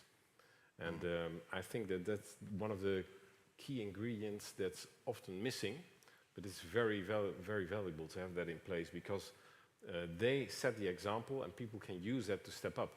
And to put it in my, let's say, in my consultant's language is, when you look at the innovation curve, you have of course the innovators, the people who love new technologies, such as Thomas here, and I imagine you could also be one of them. They scan for the new technologies which are interesting, but then you have the early adopters, and they should be the leadership. So one of the pre-selection criteria, perhaps in the future, and that's just an idea popping in my mind, for a new leadership should be that personality profile, that they should have some form of early adopter in this respect, so that they are the right leaders to take the rest of the organization with the majority along within this process. If the people taking the decisions are lagging behind, then the initiative will not succeed. I'm convinced of that, and that's also what the literature tells us. So thank you very much for your contribution. I think that with this three panelists and fourth online, Andrea, we've covered a whole scale or a whole spectrum of issues regarding the public services of the future and the role of digitalization. We've got, let's say, a half an hour for some questions and answers and discussions. That said, I would love to give someone here the floor, if there's anyone who really wants to raise a point. Marco Tome, the microphone is right behind you. Yeah, thank you. And if you've got someone specific you would like to ask the question to, please do. No, ich rede eher Deutsch, das Ja, kein fällt mir Problem. leichter. Also prinzipiell bin ich jetzt als ältere Generation noch immer sehr begeistert von der ganzen Digitalisierung. Was da alles möglich geworden ist mit diesen kleinen Dingern in den letzten 10 Jahren, das ist einfach nur faszinierend. Und es ist auch nicht mehr wegzudenken, sondern man kann nicht so machen, als wäre die Digitalisierung schlecht oder würde müsste abgeschafft werden, sei zu verhindern und so weiter. Das geht komplett an der Diskussion vorbei. Aber wenn wir hier im Arbeitsumfeld über Digitalisierung reden, müssen wir uns auch den Konsequenzen bewusst sein, beziehungsweise den Gefahren bewusst sein. Und eine der Gefahren ist natürlich massiver Stellenabbau. Eine der Gefahren ist, dass vor allem auf verschiedenen Niveaus, wo das eigentlich wegdigitalisiert werden kann, wo Arbeitsplätze eben nicht mehr gebraucht werden, sondern von Computern gemacht werden, kommen wir in Situationen, in gesellschaftliche Situationen rein, die total fundamental anders sind als noch zu Zeiten von Helmut Schmidt. Das muss man ganz klar sagen. Deshalb brauchen wir neue Arbeitsmodelle. Wir brauchen dann auch vielleicht noch Arbeitszeitverkürzung. Dann stellt sich die Frage, wer zahlt das? Also da sind wir ja von einer Logik, springen wir zur anderen. Und dann kommen wir zu einem weiteren Subject, glaube ich, das ist Steuerpolitik. Ich glaube, die öffentlichen Haushalte werden vorrangig über Einkommensteuer bezahlt. Jedenfalls in Luxemburg ist das immer noch so. Und da geht es dann auch darum, wer zahlt das Ganze. Und diese ganze Diskussion fehlt mir ein bisschen darin. Wir können nicht alleine digitalisieren, ohne dass wir die anderen Punkte noch dazu bringen. Und dann frage ich mich sowieso, weil wir hier auf europäischem Level hier diskutieren, ist dieses Ganze, wir sind ja jetzt international eingebunden. Wir stehen in Konkurrenz zu USA, zu, was weiß ich, China, Indien und so weiter und so fort. Da frage ich mich, können wir überhaupt Digitalisierung europäisch steuern? Oder am langen Ende gewinnt nicht der ökonomisch am Markt am meisten damit umsetzt? Weil am langen Ende geht es immer nur ums Geld. Und das ist die Logik, die unserem System inhärent ist. Und wenn die Digitalisierung dann dazu fördert, dass es immer mehr arme Leute gibt in dieser Welt, darauf sollte man aufpassen, dann haben wir nichts geschafft. Dann haben wir einen Überwachungsstaat geschaffen und diese Gefahr ist latent. Es gibt natürlich auch die andere Nicht-Gefahr, sondern das, was eigentlich, wenn wir das mit dem nötigen Inhalt füllen, könnten wir die ganze Welt miteinander verbinden mit einer guten Idee, wie wir zusammen eigentlich diese Welt gestalten können, was ja eigentlich die Idee ist. Das heißt, es ist auch eine Wertediskussion. Nicht nur eine technische, sondern es ist eine globale. Aber ich frage mich oft, wieso wird nicht darüber diskutiert oder wird mehr Raum für Arbeitszeitmodelle gelegt und wie steht es mit zukünftigen Steuermodellen, die eben davon ausgeht, dass eben weniger Menschen in der Arbeit sind, aber dann muss halt anderswoher der öffentliche Haushalt finanziert werden. Vielen Dank. Vielen Dank, Marco. Who might I give the word? Dietmar? Oder? Ja, Marco, vielen Dank für deinen Beitrag, der einem auch aus dem Herzen spricht, weil du einen wichtigen Fakt angesprochen hast, bezogen auf die Wertediskussion. Für unsere Kolleginnen und Kollegen war vor 10, 15 Jahren noch der Begriff Digitalisierung tatsächlich mit dem Makel behaftet Arbeitsplatzabbau. Auf Teufel komm raus. Und dann hat die Politik, das ist, was ich ja erst auch sagte, erstmal einen Schalter umgelegt und dann konnte zwar der Bürger online einen Beitrag oder einen Antrag stellen, der dann aber ausgedruckt wurde und ging dann so wie Passierschein A38 bei Asterix dann durch die Behörde. Und parallel wurde dazu eben Personal abgebaut. Ich glaube, unsere wichtigste Aufgabe ist auch, oder vordringlichste Aufgabe ist auch, hier dafür zu sorgen, unter unserem Klientel diese Transformation dieses Begriffes Digitalisierung in die Köpfe zu bekommen, dass es eben nicht mehr behaftet ist mit Arbeitsplatzabbau, sondern eine andere Art von Arbeit. Das ist, glaube ich, ganz wichtig. In dieser demografischen Phase, in der wir uns befinden, glaube ich, brauchen wir uns nicht mehr Sorgen machen, dass wir in Massen Leute loswerden. Das wird nicht stattfinden. Wir erleben das in Deutschland nicht. Die öffentlichen Dienste bauen gerade Personal auf, klar, mit Hinblick auf das, was uns bald blüht, durch den Pensionierungswellen und Berentungswellen. Ich glaube, die Angst müssen wir den Leuten nehmen. Hier diesen Begriff Digitalisierung mit Arbeitsplatzabbau zu verbinden. Das muss raus aus den Köpfen. Danke. Andrea, do you have, did you hear let's say, question, but also the remarks of Mr. Tomei and his concerns? I think I heard most of them because the interpretation, I thank the interpreters by the way, but in a bit late, but I think I understood most of it. Perhaps if I can offer a brief reaction to those remarks, two reactions. The first is that I would like to reassure the person who intervened and everybody else that the broader discussions on digitalization and its impact on taxation, on job losses or job gains, as the speaker before him correctly pointed out, there are also job gains in digitalization. These broader discussions are absolutely taking place. They're important and they are taking place. And I do think that one of the difficulties when sometimes people think that nothing is happening, that change is too slow, or that the political level is not taking decisions quick enough. I beg to disagree a little bit. The problem is that what might appear to be an obvious solution at the local level, for example, at the firm, company, organization level, or even at the regional level, it actually has impacts and implications much beyond that level. And political leaders, whomever they might be, certainly at the national, the European level, one might agree or disagree with them. It's not my job here to express an opinion. but they are faced with complex decisions and complex models, and they need to take, and that the complexity of those models, including the impact of digitalization, is not always obvious. But the point being is that I'm sure we can do better. I'm sure we can involve more people in that, but the discussions of all the points that have been mentioned before are absolutely taking place. And on the issue of jobs, look, I will just, as it has been said, as the data clearly shows us, digitalization is not leading to a massive loss of jobs. We need to be very clear. They're on aggregate. We need to be extremely clear there, because we can have many different political opinions, and that's legitimate, but we need also to look at the data. And the data for the past 20, 25 years and the projections that we see strongly suggest, I always don't like to say that the data shows, because the data shows what we want to see in the data, but the data clearly suggests that there haven't been, and there will not be on aggregate massive job losses, including in the public sector. What is happening, and I think this is what is being discussed here today, and it's an important discussion, is that in certain sectors have clearly been more hit by digitalization than others. And that's where we should intervene, but in a targeted way. What I wouldn't like, what we at the Commission, but I think the opinion is quite shared, we cannot intervene on the potential or actual negative effects of digitalization which exist with a sledgehammer.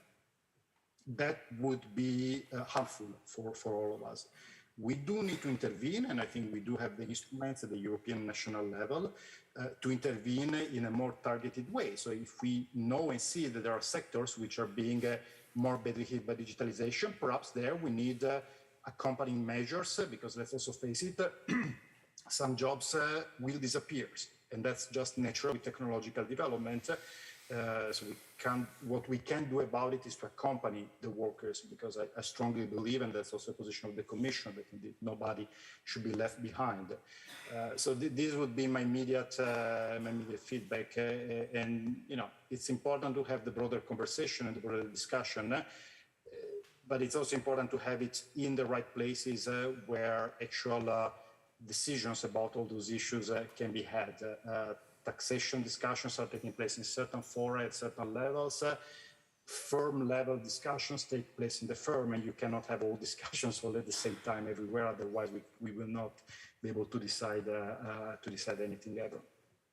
So, but just to play the role of the devil's advocate here, Please. Is there could you say that there is room for improvement for the communication-wise from the Commission on this issue?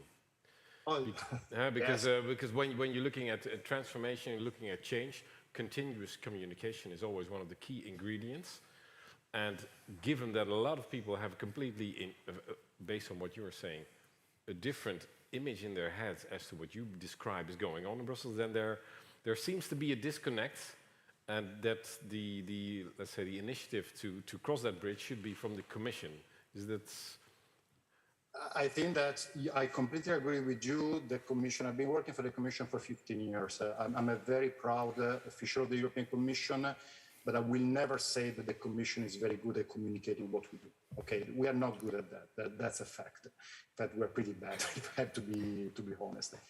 At the same time, I also have to say that, and I don't want to derail the conversation in a different direction, but just to be clear, the budget that we have in the Commission for Communication is ridiculous compared to any other communication budget in any other national administration. That's a choice that was made. We prefer to use the money somewhere else. And last point, yes, we can do better. Absolutely, we need to communicate better to citizens, all citizens, what it is that we actually do in Brussels, but we also need the support of member states, and we also need the support of other stakeholders, because if we try to explain in Brussels what we're doing, for example, on social matters, for example, or intervention in labor markets, but at the same time, some national political leaders are spending their time lambasting the Commission or Brussels for pure electoral reasons, then clearly we're not going to go very far. So yes, I agree with you, we can communicate better, but it's also a collective effort of all of us. It's not only Brussels or the Commission can or should do. Yeah, I think that's correct. And one of the issues of these times that it's not just very complex, but it's sometimes very complicated. that makes it difficult. But thank you very much, Andrea. I'd like to give Klaus, you would like to pose a question, and then after that I will turn to Slido question and to you, Javier. Yes, thank you very much. I'd like to be a little bit provocative, but also jumping in the Steilvorlage, which was given by Mr. Simon, but also by Sarah. I have two daughters. They're half Estonian, half German. And last year, in deepest Corona tenable times, we needed new ID cards, new Estonian ID cards, and new German ID cards. For the Estonian ID cards, my wife fixed a meeting at the Estonian embassy for the next day. They went there with their kids and made a picture, and they left with the ID cards.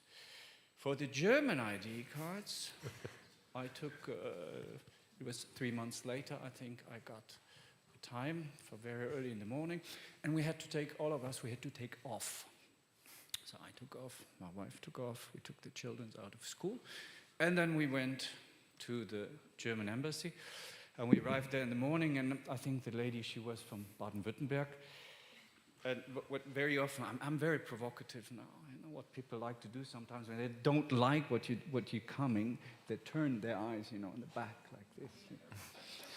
So she was rolling her eyes, but she said, well, the four of you, I mean, it was Corona times. It was Corona times. The four of you should have taken 4 rendezvous. Okay, but we were all there in front of her. I had 175 forms filled out, and we had 5 kilo of coins, because it was also told to us that you don't need passport photos, you can make them there. So that lady, she controlled all the 175 forms, and then she said, where are the pass photos? I said, yeah, but you have a machine. We have the 5 kilo of coins here. And then she said, yeah, but the machine doesn't work. And then I sent, well, my daughters can check, so they went to check, and they threw in all the coins, you know, and it didn't work. And they said, why don't you try to, you pull out the trigger, and you put it back in. So I went there, I was in the German embassy, abroad, you know, pulling back and in, and my wife was putting the money in, and it didn't work.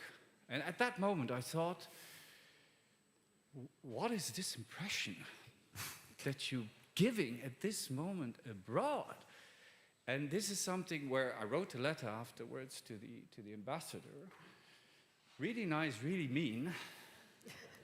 And the only answer I got 3 months later was from his services. Thank you very much for the interest in our embassy. Please take a rendezvous for this and this. My daughters still don't have a German ID. Because we gave up. And now it comes back to yesterday what Ms. Constance said, and I think this is also, I'm turning to you, Sarah, what's the private sector doing here?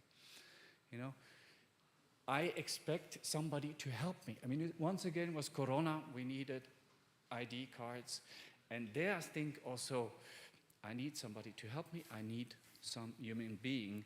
This is a very important message, I think, for me as a citizen in that moment, but also turn to Mr. Zeimer. You were saying pressure, and I think also a mindset, because by the end of the day, once again, this is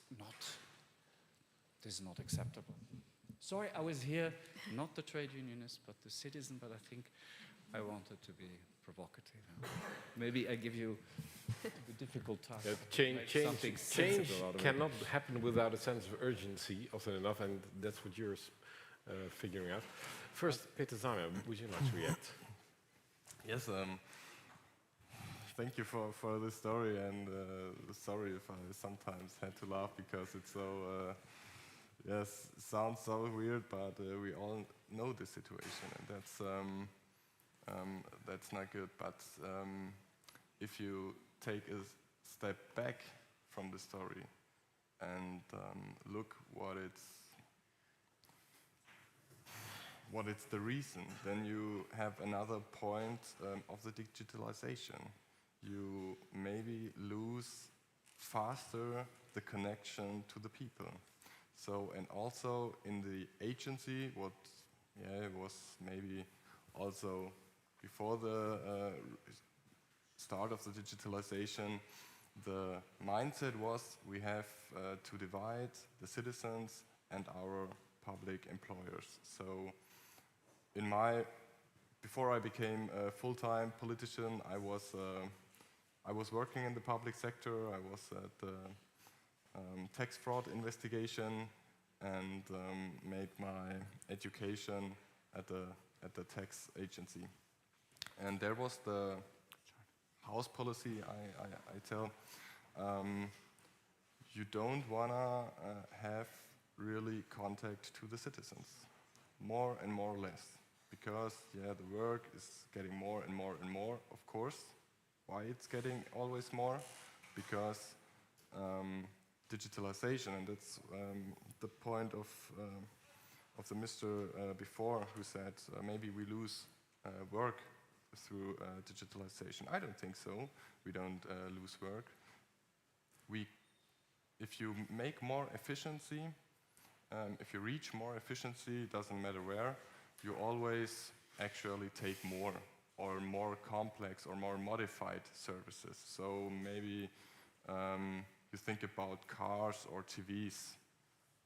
If you get more efficient, the TVs and the cars get bigger. And that translated to the service sector. If you get efficiency in the services, you get more services and more modified and more complex services. So that's the reason why I think we don't get really job losses by mass. And this was a reaction, and I think the reaction from the leaders of agency and the politics to divide the contact or to interrupt the contact, or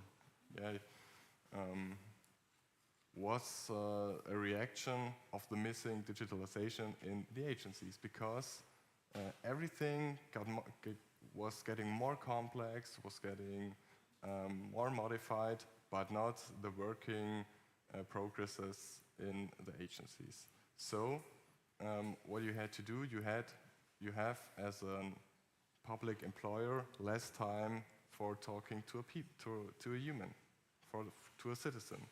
And that's why often the policy in the agencies, and that's not, the responsibles are not the employers or the leaders in the agencies.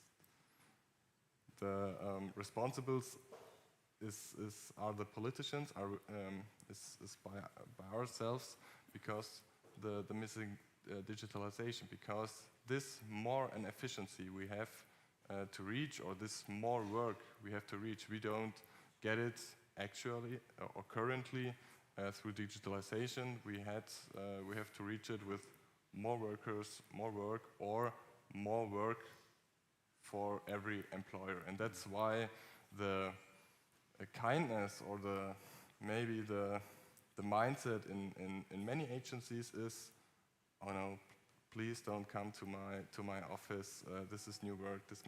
I have so much to do, so a lot of stuff to work, and that's one reason.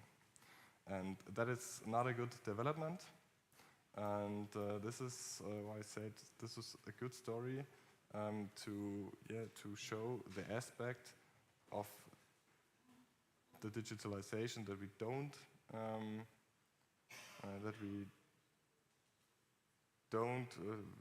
nicht zulassen. Thanks. We can't allow that our workers in the public sector lose the connection to the citizenship. This is one really, really important thing, which is actually or currently progressing, and we have to stop this and turn this back, because our public service is, or our public services, our public employers are there for the citizens. And this is what's getting more and more missed because of the missing digitalization, because of the missing leadership and the lack of knowledge in the politics. Thank you very much. And you also addressed that it's changing the relationship between the citizens and the workers and the citizens. But also, Klaus directed his anecdote also to you, Sarah, and that also ties in nicely with one of the questions we got through Slido, which more or less touches on the same subject, so I'll just mention it and let you react. We know digitalization is moving at different paces in the public and private sector. So what are the implications of the difference in speed you can see? Yeah. So, Sarah, we're anxious to learn what you will have to say about this matter. Well, first of all, I'm not going to hide that I'm quite happy that things like that happen in Germany too, so not just in Italy. But that's the problem. I think the problem is efficiency, which is something that is very important in the private sector, because if you're not efficient, you're fired straight away, you don't earn money, and you get consequences. And this is, I think, what sometimes happens, and I'm talking as a citizen as well and as a worker in the private sector. With the public sector, there's a sort of frustration. You do not get consequences when things do not go the way they should be going. And that is frustrating, because I feel that you do not care, which is the main point about public sector. You should care. This is what happens, for example, in companies in the private sectors. Why do we do loads of seminars and training about company policies, how to get people on board with our objectives, diversities? You're working for these companies because we're great, because we care. We care about what we do. And if you get people on board on we care, and if you work with us, you get rewarded, you get better working conditions, that is the same mindset that should be applied for the public sector, which is, it acquires even greater importance, because you do actually are vital for the citizen. Public sectors is what makes people not being left behind. So you should care. So a worker, when something like this happens, should actually care and should go to extreme length to make sure that that machine gets repaired, that that paper gets done in an efficient manner. So I think that is what should be taken from the private sector. We do a lot of training courses together with the trade unions, get workers on board about what we are doing. It's important. Having decent work is important. If you want better working conditions, it's important. That's why you join a trade union. That's why you work in that company. That's why you do the things you do. And the same sort of mindset should be applied, I think, in the public sector as well. And we as trade unions should do that as well. Everything, it is people-centered, because it depends on the person. It doesn't depend, as I was saying before as well, things are not happening because some sort of entity is like pushing things on us. We are the main drivers. So if we are the main drivers, we should take position. I want the worker of the future to be this way. I envision it. That's why I want to get there. I work out a process with the institutions, with the politicians, on how I want to get that worker there, and how I protect those who cannot get there. And as I was saying before, and my colleague here as well was saying, mass firing is not really happening. But we need a tailor-made approach for those areas where difficulties are happening and where jobs might be lost. And I always get the example, with digitalization, let's think about the first work revolution, the second, industry revolutions. Many jobs did not exist anymore that we were doing at that time. And look at us now. Are we better? Yes, we are better. Do we have more jobs? Yes, we do have more jobs. We have different jobs. Same process is happening right now. We need to be smart about how we want to guide people and take the best of both worlds. I think the private and public sector need to work better together, be co-creative together. And I think so far right now, we've taken a stance or a sort of bad habit of translating public processes into the private sector, making actually the private sector a little bit more rigid, which is not. But the private sector is fluid, there is flexibility, it's ever evolving. And us as trade unions, we change with that, and we sort of like guide them, guide the workers on how the changes are happening, and they're happening fast. The public sector, I think, has been very static by default. And now they're having a massive change and they need to keep up. So I think now is the time where we translate the training and the processes and the dialogue that we had in the private sector into the public one to make work better for everybody. Thank you very much, Sarah. For the last, we have room for just one short remark. We've got some four minutes before the break. I promised it to you, Javier. So if you would like to take the microphone.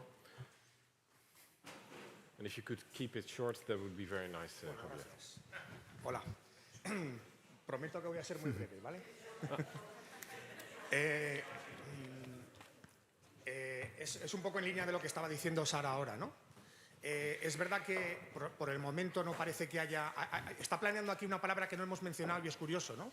Que es la disrupción tecnológica. Es la disrupción entre la implantación de nuevas tecnologías, la creación de nuevos empleos y una cosa que nos preocupa en el sector público, que es lo que estabas apuntando, y es el de los nuevos perfiles profesionales. Al menos en España, creo que en Italia también, en Francia, el marco o el estatuto jurídico de los empleados públicos está marcado por la ley y es rígido porque está marcado por esa ley. Eso nos da una serie de garantías. Cuando me refería ayer a la necesidad de que los políticos, los visionarios, además de tener una visión tecnológica hacia el futuro, una proyección tecnológica hacia el futuro, tienen que tener también una visión de las personas, de los trabajadores públicos, hacia dónde queremos ir. Nosotros estamos proponiendo, dando el paso en la Administración de Justicia, que es el sector en el que estoy, y le hemos propuesto, vamos a hablar de los nuevos perfiles, porque los cuerpos que tenemos ahora de funcionarios, porque nos regimos por cuerpos, quizá no valen para esa nueva Administración de Justicia que estás planteando. Y el problema es que el empleador tiene las orejas tapadas, los ojos tapados y la boca también tapada porque no dice absolutamente nada. Y eso es muy preocupante, porque al final del camino el problema es que lo que nos van a decir, porque ya nos lo dicen, es que esto tiene que ser así, es que estos cambios en tus condiciones de trabajo tienen que ser así porque la tecnología lo ha impuesto, cuando son ellos los que han preparado el camino para ello. Y aquí es un mensaje, y voy a terminar ya, al representante de la Unión Europea, en el sentido de que no sé si es tan excepcional todo el esfuerzo que se ha hecho, y lo aplaudimos desde España también y desde mi organización sindical, con todo el plan de residencia, con todo ese plan a 4 o 5 años en materia de transición digital y transición verde. Pero yo creo que hay que tener cuidado a ver si nos estamos creando una especie de burbuja, en el sentido de que el político que tiene la elección dentro de 4 años, lo único que le interesa es poner una máquina de inteligencia artificial, poner un nuevo sistema, y no se preocupa de esos otros cambios que van a más largo plazo, porque cambiar los perfiles profesionales no se hace en 4 años, se hace en 8, se hace en 12. Y ese tema también yo creo que desde la Unión Europea se tendría que prestar atención. No está habiendo una transición digital participativa ni inclusiva, al menos en mi país y al menos en el sector en el que estoy. Y yo creo que se tendría que prestar atención sobre eso. Y pongo un ejemplo. Hace unas semanas, en algunos juzgados de España aparecieron unos tótems con una pantalla que nadie sabía para qué servían. Bueno, hubo hasta porras o apuestas a ver qué utilidad le daban a eso, ¿no? Hasta que preguntamos, pues resulta que son unas máquinas de reconocimiento facial para cuando las personas que están en curso de un procedimiento judicial tienen que presentarse en el juzgado cada semana o cada 15 días. Nadie del Ministerio, nadie ha informado a los trabajadores de la existencia de esas máquinas, de su finalidad y mucho menos de cómo funcionan. Esto es algo que pasa, que el político sale en la prensa y dice, hemos colocado unas máquinas estupendas que van a permitir que no haya colas en los juzgados de guardia y que la gente se va a poder identificar a través de reconocimiento facial. Esta es una cosa. Y luego la realidad. Esta semana, durante 2 días, los juzgados que dependen del Ministerio de Justicia, porque hay juzgados que dependen del Ministerio de Justicia y otros que dependen de determinadas regiones, hay competencias compartidas, estuvieron 2 días sin funcionar. El secretario de Estado, que es el segundo del Ministerio, está la ministra y el secretario de Estado. Estuvo en uno de esos juzgados, una compañera mía se lo dijo, oiga, que no funcionan los sistemas informáticos. ¿Sabéis qué respondió? Que era mentira. Negó la realidad. Al lado había compañeros que no podían trabajar, no podían entrar en el sistema porque no le dejaba el sistema porque se había caído. Negó la realidad y dijo que sería un problema de algún usuario. ese es el problema que tenemos y es un problema grave. Creemos en la digitalización y quiero que quede fuera de toda duda. Creemos en la digitalización. Lo que me parece es que falta mucha atención y mucha calidad por parte de quienes son nuestros empleadores. Y ese es el problema que quería decir ayer y que vuelvo a remachar hoy. Así que muchas gracias a todos.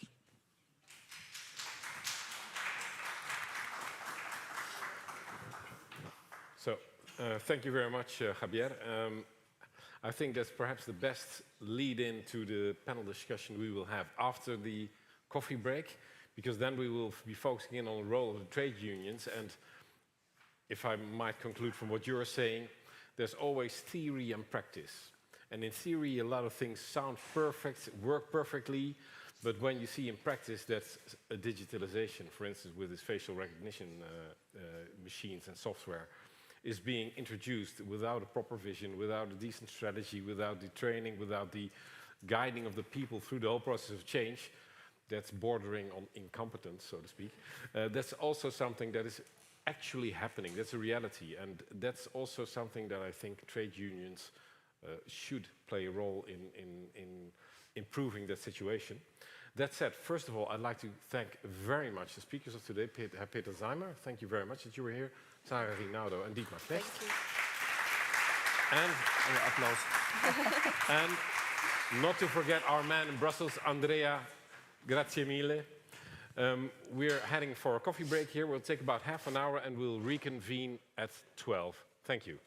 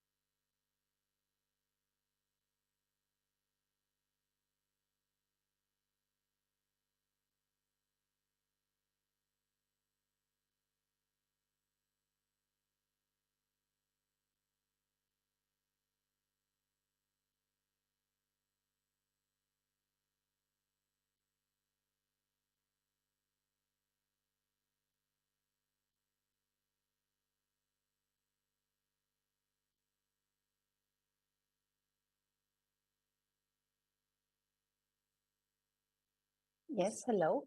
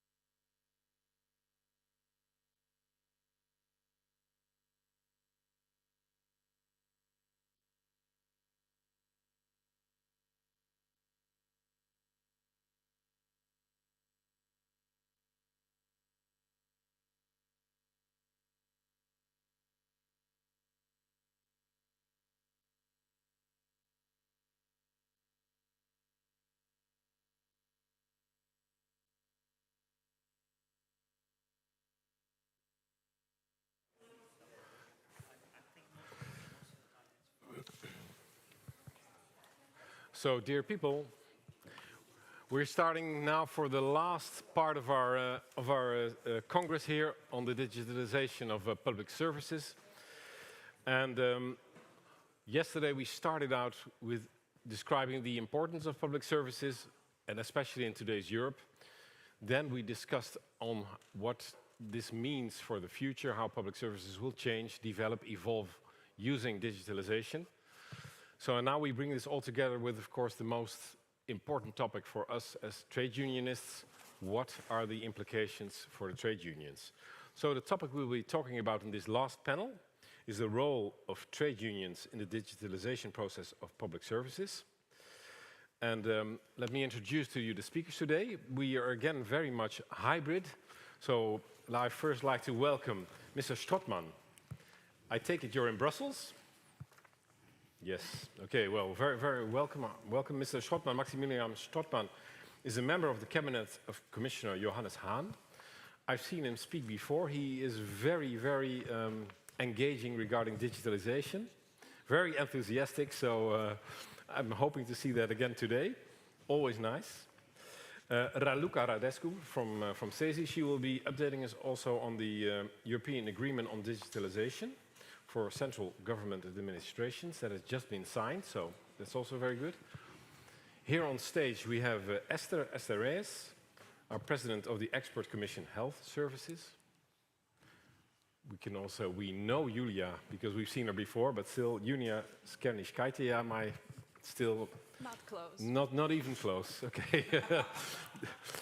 so I know where I stand again. Okay. It's a humiliating experience. Okay, but Julia, welcome again. The researcher at Visionary Analytics and one of the driving forces behind the DAY work research. And Albert van der Smissen, the president of the Dutch Categorical Financial Union, NCF. It sounds pretty important in English, and it is, in a sense, also in Dutch. Welcome, Albert. As the first and the second panel, we start with just a round over the speakers. And I'd like to kick off with Esther. So I'd like to hear your perspective on the role of trade unions in the digitalization process. Esther.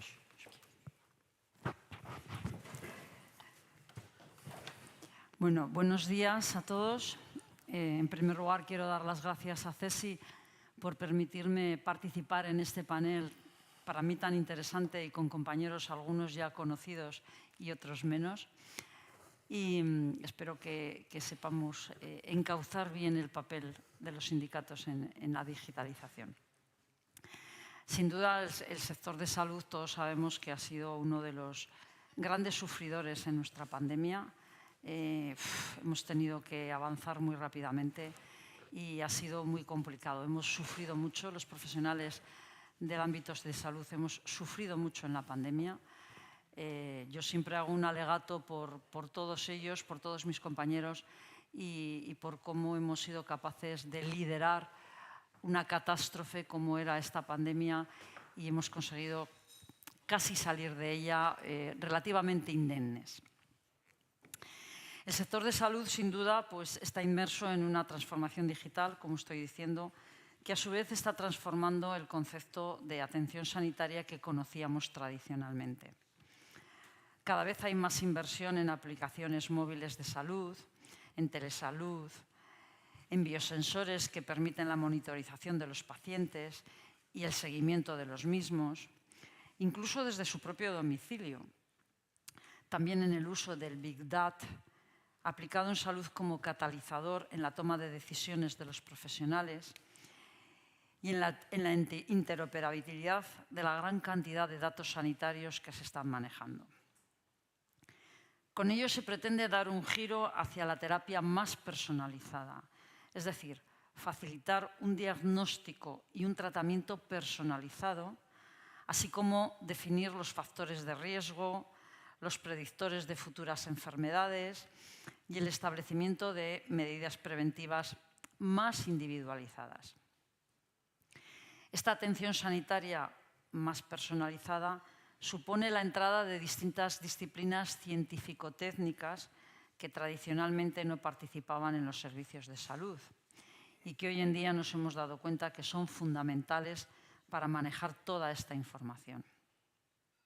Información, por otra parte, que debe de llegar al ciudadano de forma fidedigna y profesional, aunque también adaptada a sus capacidades, de tal manera que logre un ciudadano comprometido con su salud, que facilite su autocuidado, es muy importante, y el establecimiento de una relación terapéutica con los proveedores de salud de una manera más igualitaria, más de tú a tú, no habiendo tanta diferencia como antes, potenciando el poder de decisión del propio ciudadano, pero a la vez también evitando en todo momento que esto se convierta en una barrera para los propios ciudadanos que a veces no están tan familiarizados con las nuevas tecnologías, bien sea por edad o por formación, casos en los que sin duda pues se necesita una adaptación de medios y una atención más cercana. En los países de la Unión Europea vemos que se está realizando un gran esfuerzo en la digitalización de los sistemas de salud. Esta necesidad de digitalización se ha visto reforzada sin duda tras los momentos de la pandemia, en los que contar con herramientas digitales eficaces en nuestros servicios de salud, como la telemedicina o el rastreo de contactos que tan importante fue a la hora de controlar la expansión del propio COVID, ¿no? Todo esto ha sido un reto, pero también ha sido una gran fortaleza, no lo olvidemos. También ha sido un reto la protección de datos sanitarios utilizados en los registros sanitarios electrónicos. Esto, así como intentar superar la brecha digital y las diferencias en este sentido en los distintos territorios de un país e incluso de la propia Unión Europea, ¿no? De hecho, por ejemplo, en España vemos que hay una gran diferencia y un cierto abismo de acceso digital entre las zonas urbanas y las zonas rurales, ¿no? E incluso, por ejemplo, no contamos con una tarjeta sanitaria única en todo el territorio nacional que pueda permitir una buena interoperabilidad, ¿no? Dicho esto, obviamente la digitalización no es la solución a todos los problemas. Ojalá fuera así, pero no lo es. De hecho, debería de ser un facilitador para lograr los objetivos de salud y para ello se necesita de un control especializado, una legislación adecuada, es muy importante, y unas políticas que promuevan el uso saludable de estas herramientas. Es decir, nos encontramos inmersos en un proceso que debe de lograr no solo adaptarse a las necesidades de los ciudadanos, sino también a las necesidades de los que les van a cuidar, que somos los profesionales sanitarios, los trabajadores de la salud. La digitalización tiene que comportar beneficios para todos los intervinientes de forma equilibrada, como por ejemplo el Estado, pues tiene que notar a través del ahorro el gasto sanitario en relación con los resultados de salud. Para los sistemas de salud, pues creando nuevos modelos de atención más eficientes y ágiles para los ciudadanos, a través, como he dicho antes, de su empoderamiento y tratamiento personalizado. Y para los trabajadores de la salud, ayudándoles en la toma eficaz de decisiones, facilitando las labores administrativas que a veces son tan duras y tan difíciles para nosotros, y disfrutando de nuevas modalidades más ágiles de asistencia y mejorando sobre todo la satisfacción personal. Para ello se deben sortear ciertas barreras que hemos detectado, como por ejemplo barreras financieras relacionadas con la inversión, no solamente en recursos humanos, sino también en recursos materiales. Barreras legales. Se necesita de verdad un marco regulatorio específico. Es muy importante el tema legal.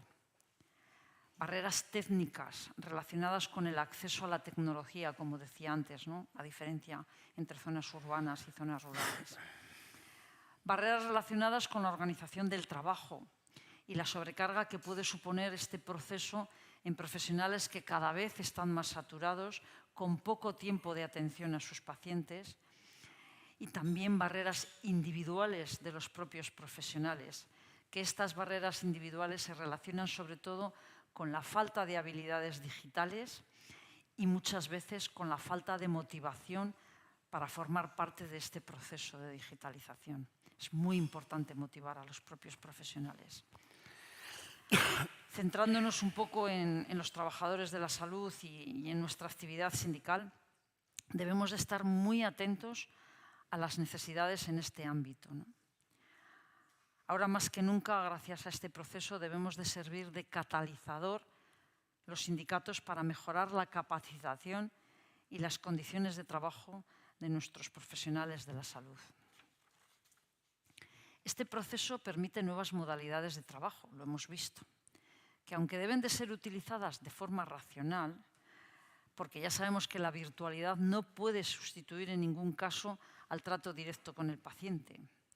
Siempre vamos a tener valoraciones presenciales, primeras consultas, cirugías o técnicas que precisan de atención directa y de cuidados profesionales que implican pues, una presencialidad.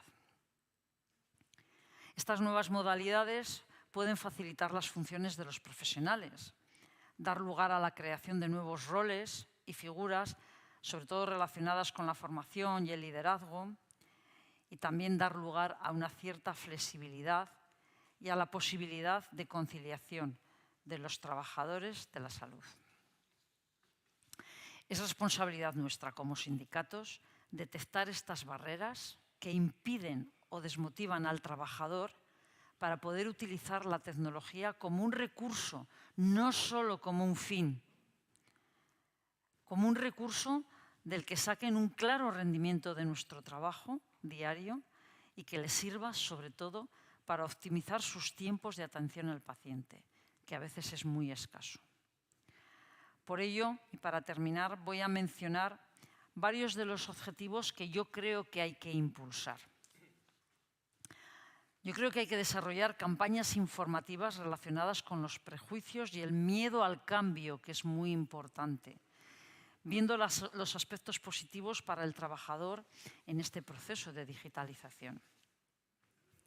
Detectar necesidades formativas relacionadas con las habilidades digitales en los propios profesionales sanitarios.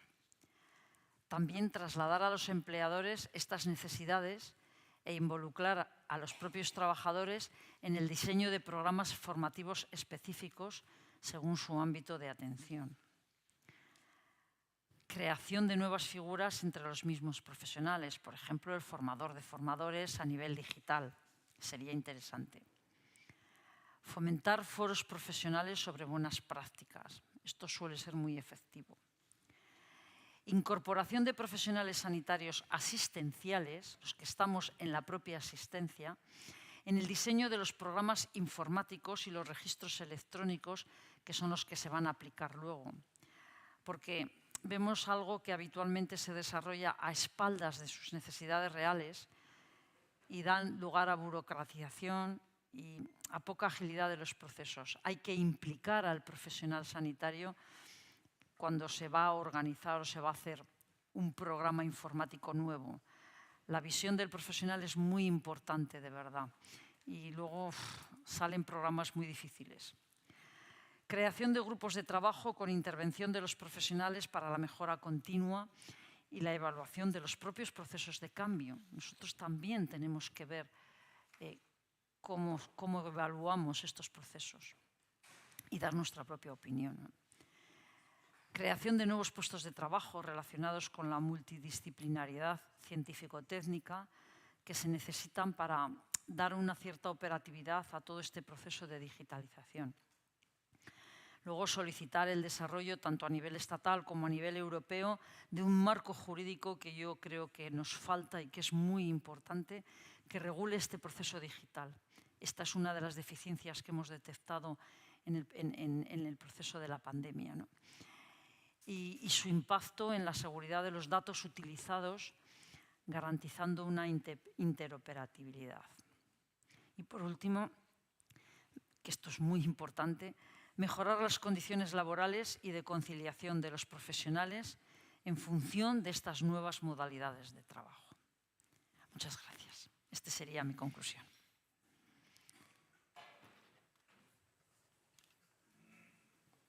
Thank you very much, Esther, and thank you for also the overview on the sectoral specifics in the healthcare sector and the situation in Spain. And what you just said also was not, what I think is also a word to think about, to define yourself as a trade union as a catalyst in the process. So you've clearly seen limitations and hindrances in the digitalization process, for instance, the motivational issues.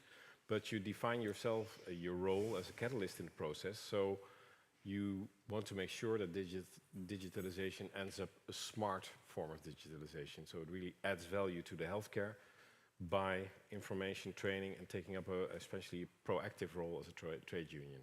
So I think that's a very, very good focus you've taken as a trade union. Thank you very much.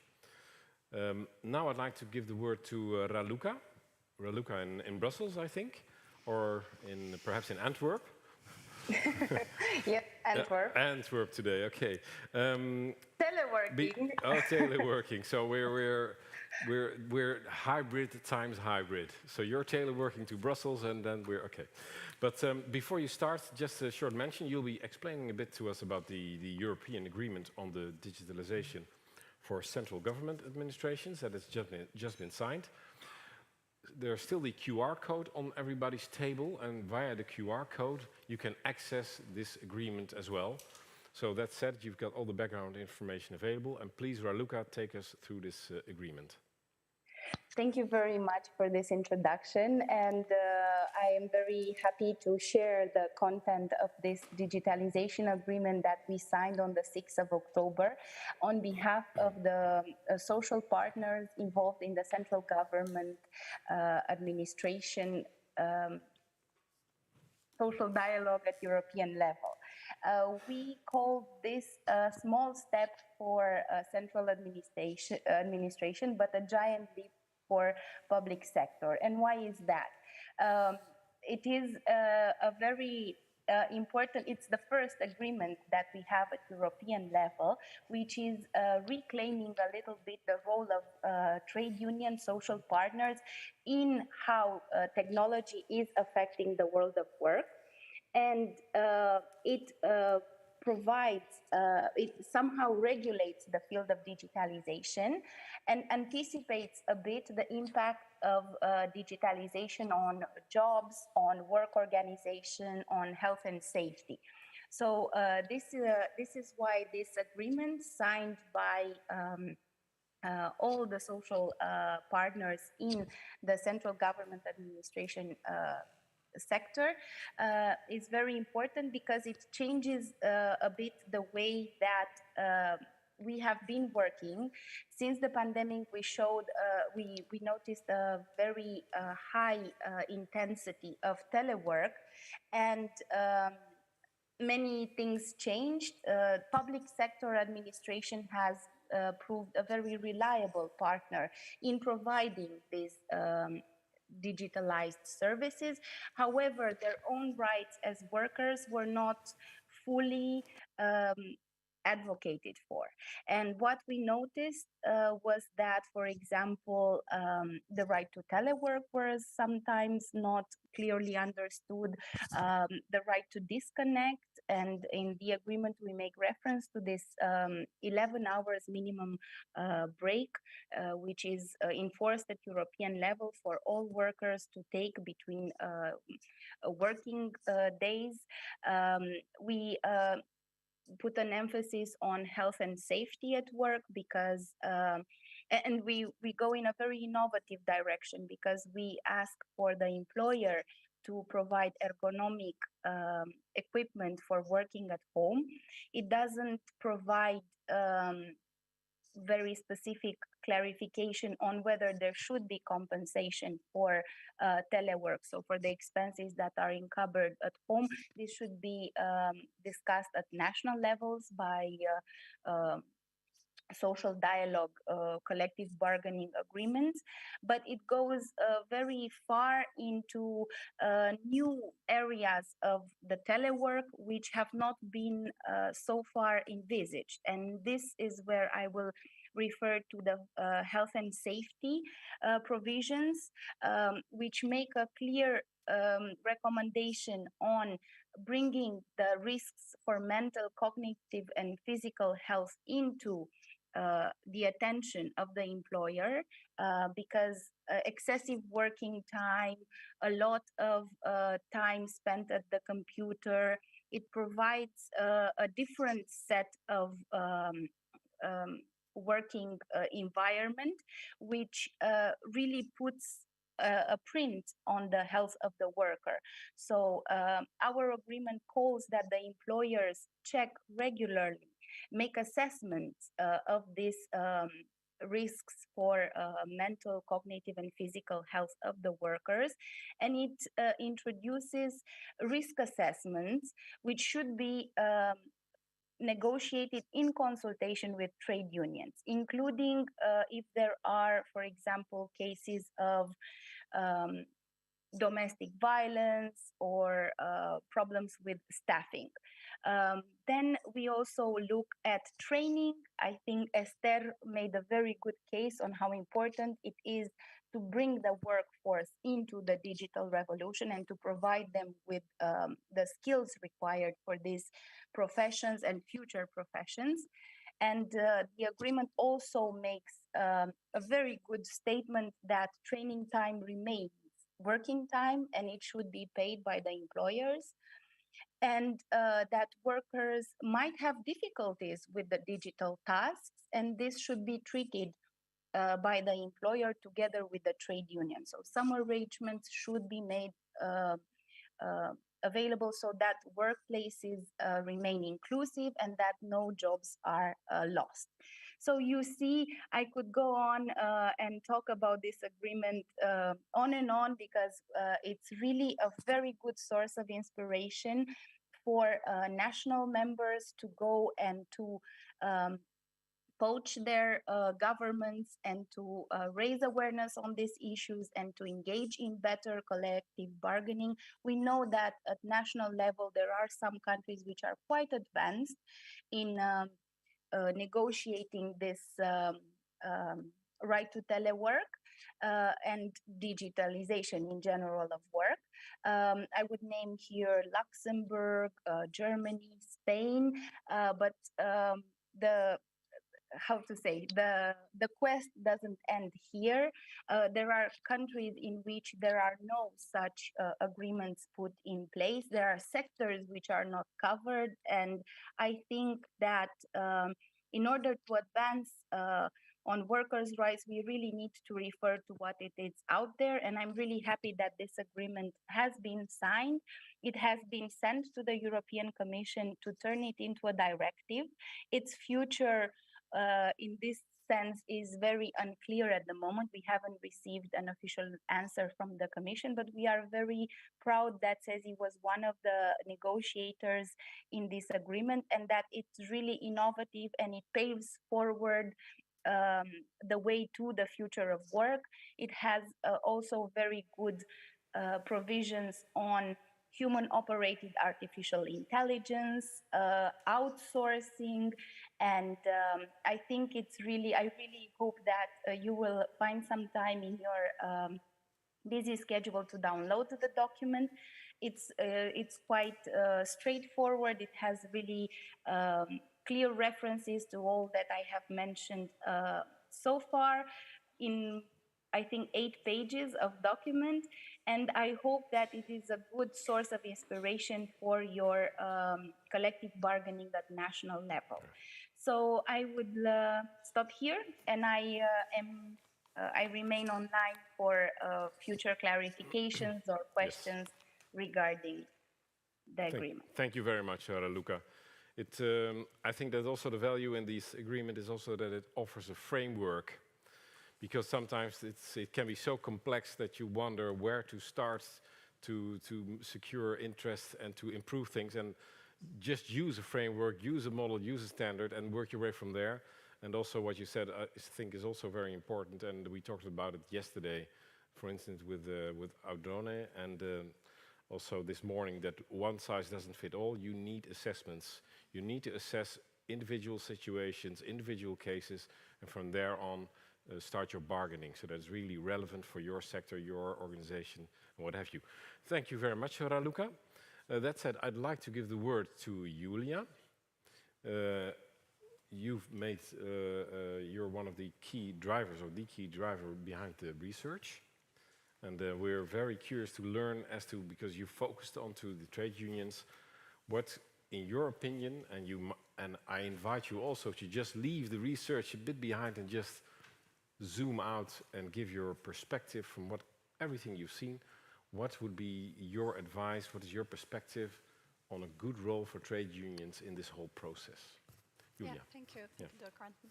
So I think we have established already that, digitalization affects workers. It's important for them, and that's why it should also be important for trade unions.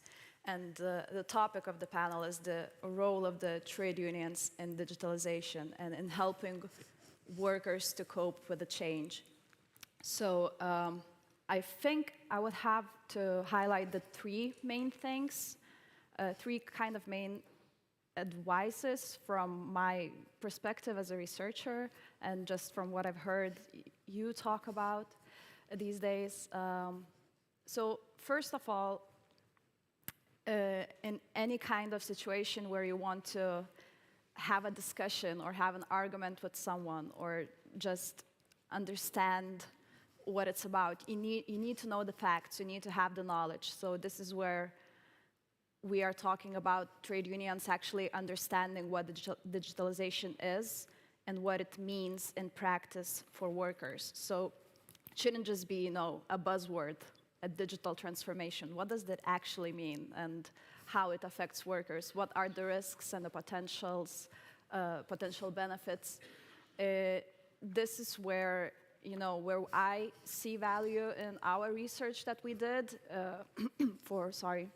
reviewing all the different sectors that you represent workers from and kind of giving an overview of the digital developments in these sectors. So you would have a better view on paper. You also should have a better view also talking with the people that you represent and having an understanding about how it affects them on their day-to-day tasks in their jobs.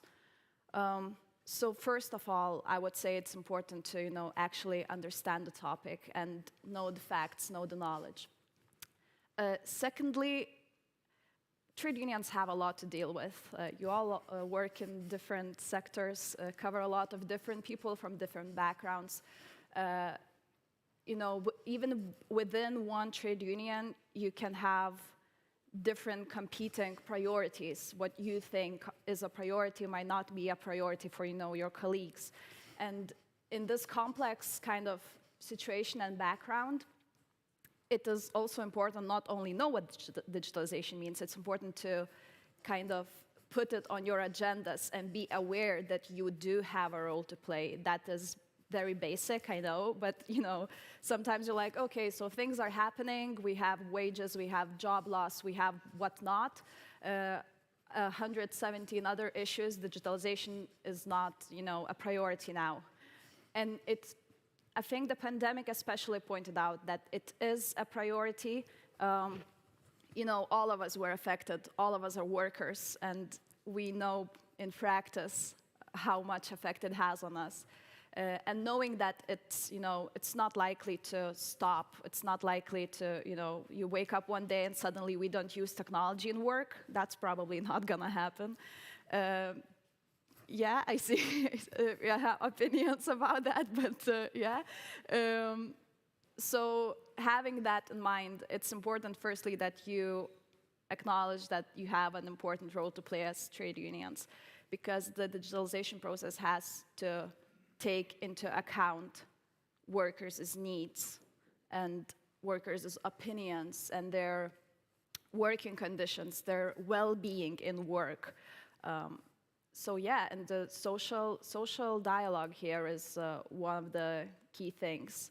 The third thing is when you know the topic and you are aware that you do have an important role to play, you do actually have to do something about it. So that's the third thing. And here is where our recommendations in the study also come in.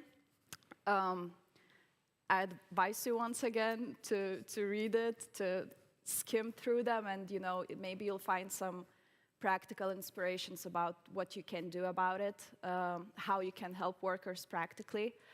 But yeah, even within your organization, within CESI, you have quite a few trade unions who are very proactive in doing something about digitalization, not just knowing that it's happening.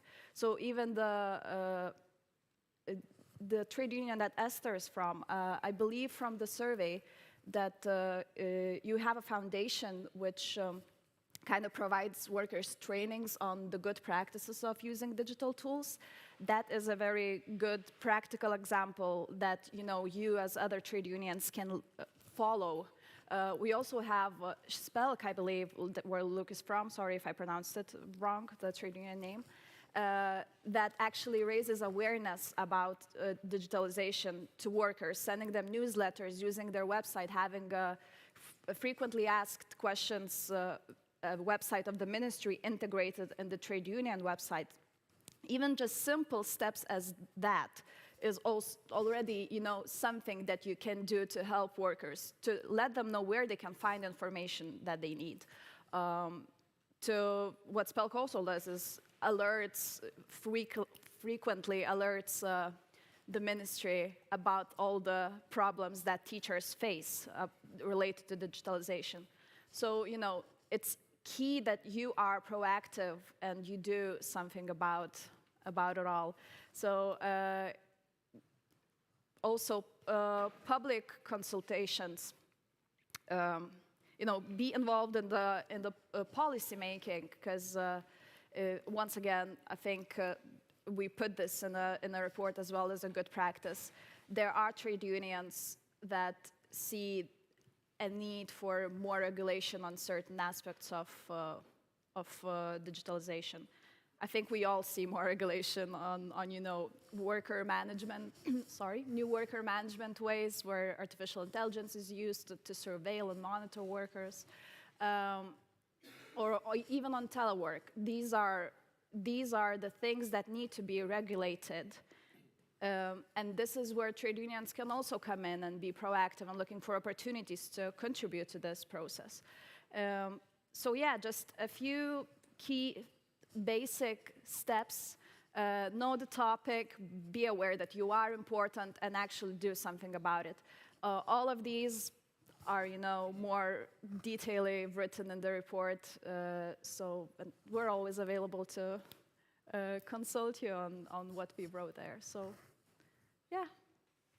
Thank you very much, Julia. And you also, again, and we sing it in the second panel of the first panel of today, second panel of the program again, the importance of continuous communication. And it's not let's say, the attention always goes to the important and urgent things. So a crisis is ideal to focus all your attention on. Digitalization is not even below service, but above service, but it's important, but not always that urgent. Yeah. And so, but still, we have to keep it on the agenda, keep on communicating, keep at it.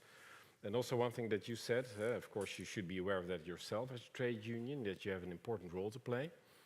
But also that it might even be that because of the digitalization, there are new kinds of services trade unions have to offer to their own members. And that's also something to think about. So just not just react to what is happening out there, but respond, to take in what is happening there, based on the knowledge, for instance, from the report, establish, okay, what do we do now? And just think about it, take your time, and perhaps offer new services. Yeah, can I chip in a bit? Yeah. So one of the new services, for example, we have trade unions that actually organize the trainings for workers on the digital skills. That's what I talked about yesterday as well. Yeah. That, you know, you do highlight the importance of workers needing digital skills, but what you do about it is you actually, you know, allocate resources and organize those trainings. Yeah. Probably some trade unions would be, that's not our thing to do, but maybe that is one of the potential areas where you need to provide new kind of services to the people that you represent. Yeah, thank you very much. And I've seen Maximilian Schottmann, I've seen you nod quite a few times, like this. So that said, I'd like to give you the floor and to give your perspective on what you see as the role, or a good role, effective role of the trade unions in this whole digitalization process of public services. Maximilian.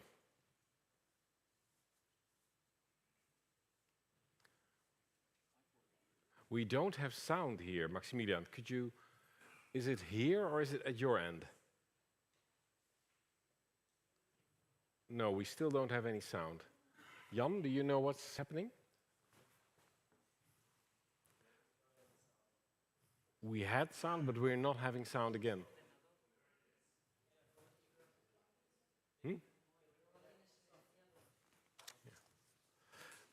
Maximilian, this is also digitalization. And let's hope we're not visited by Murphy's Law here today. But let's, for now, I'll give the word onto Mr. Albert. And then afterwards get back to you, and hopefully that then the sound problem is solved. Is that okay for you? It's not okay. Not okay. but we can't hear you. Okay. Albert, yeah, we have to make do here, but we'll get back to you, Maximilian, hopefully with sound. Albert. So, I'm the perfect stand-in now. Yeah. Oh, that's great. You're the stand-in, but not the fall guy. If you imagine you were a car mechanic. Imagine you should work in a small garage where digitalization takes place. If it goes far enough, the boss will get another mechanic and he will double his commerce. If you work in the public sector and you are the same car mechanic and the digitalization will come and you do a good job, they will say, oh, we need one less, and they cut the jobs because it's all the expenses of the government. So Julia said, it's positive in your presentation because all benefits from digitalization come into the company again. But in the government, it doesn't go into the workers again. It goes into the government. It goes into the public spending. And there's our problem. I heard Esther say, we should have less administration. We should have more hands to put to the bed. If you are a car mechanic, you just want to repair cars. You don't want to have 3 hours a day putting everything in the computer, registering, putting all the parts in, how many minutes it took, what did you do, and not at least what you did good or what you did wrong.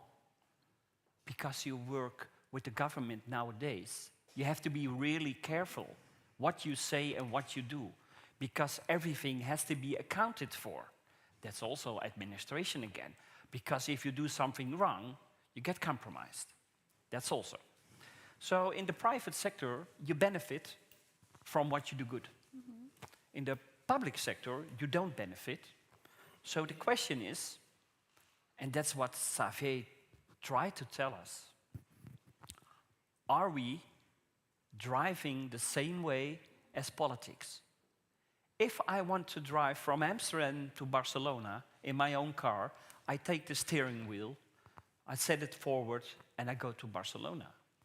But when you're driving in the digitalization, you have this. The company says, we're going to the left. We have another company above it. That's the government who says, yes, we're going to the left. But there's one minister on the driving steering wheel, and he goes to the right. He doesn't go to the left. He says he's going to the left, but he's going to the right. And why? Because he's only interested in 1, 2, 3 years, his own political career, and the rest of it, in 10 years or 15 years, he doesn't care about. It's like, I heard it say, Raluca said it, it's like they isolate all the workers. We all came into a kind of social isolation through COVID, through digitalization. So we did a research too. Of course, I read reports. It's okay. We did this research, what the effects of digitalization were on workers. Only on workers. Because all the research on the European level, and that's the difference between all-day reality and here we are on the European level. But the worker is on the ground level. He has to deal with the facts every day of digitalization, and he doesn't know the same as we do. So it's about what you said. It's about information having on the same level. You have to get the same point of view to start from. Also, I heard you say it's about being proactive, of course. If you are a union, you should be proactive.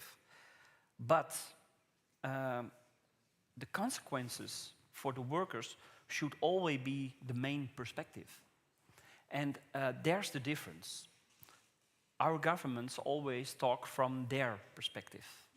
Our companies, big companies, always talk from their perspective. And we have to talk from the perspective up. And they are always talking down. So it's like you try to cope with them, to level. You try to meet them real, so you get them interested. But all the time, in the back of your head, you have to think about what the effects are.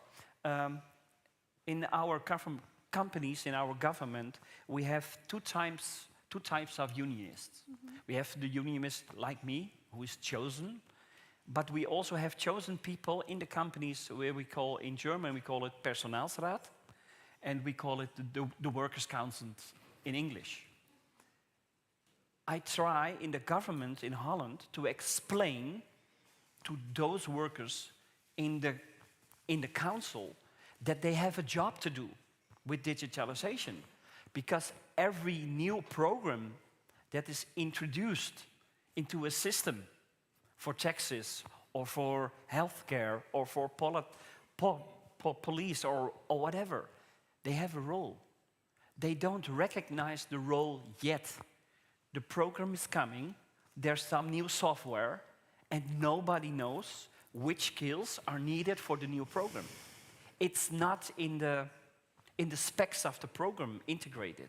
So we should be aware with our councils, with our Personalsraad, that we have to be proactive in that area, because it's normal for us to accept, oh, there will be a no program. Okay, we have a new program in Europe for doing this or doing that. No. On the front, we should ask, what are the effects for the workers? What are the effects for the process?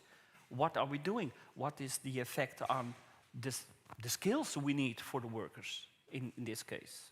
So I think there the unions have still to go a long, long way to explore. And then, after that, yes, then we can go up to the same level as the government. But first we should, I think, be aware of what's really happening with the workers. And what happens upstairs, I'm sorry, but it's not the business of the workers, so it's not my business. Thanks. Thank you very much, Albert. And what you just said is also, this is the third time during this 2 days that we've heard you mention that, and I conclude that as you should have digitalization isolated in a way from the political motives or opportunists, and just keep it out of their hands. But that is the difficulty. It's also that we just have to deal sometimes with ministers or people who just lack the knowledge, in-depth knowledge on the matter, but do have their own political motives, and that can override this important issue. There's one thing you said also, what I like, and that's sometimes you see that developments in the public sector follow developments in the private sector. They are a bit ahead. And one thing that we've seen in the private sector regarding digitalization is that the private sector has come to the conclusion, if you really want to keep it, make it a success, sustainable, we need worker involvement from the start. So that notion is well established in the private sector. But sometimes you get the impression that in the public sector, it isn't all that clear, so that we're still trying with very smart people to think about a master plan and then lay it over on the people and put it top down, instead of doing it the other way around, having worker involvement from the start. So thank you very much, Albert. I see that you're back again, Maximilian. But now for the most important thing, do we have audio? I tried to make some sound. Can you hear me?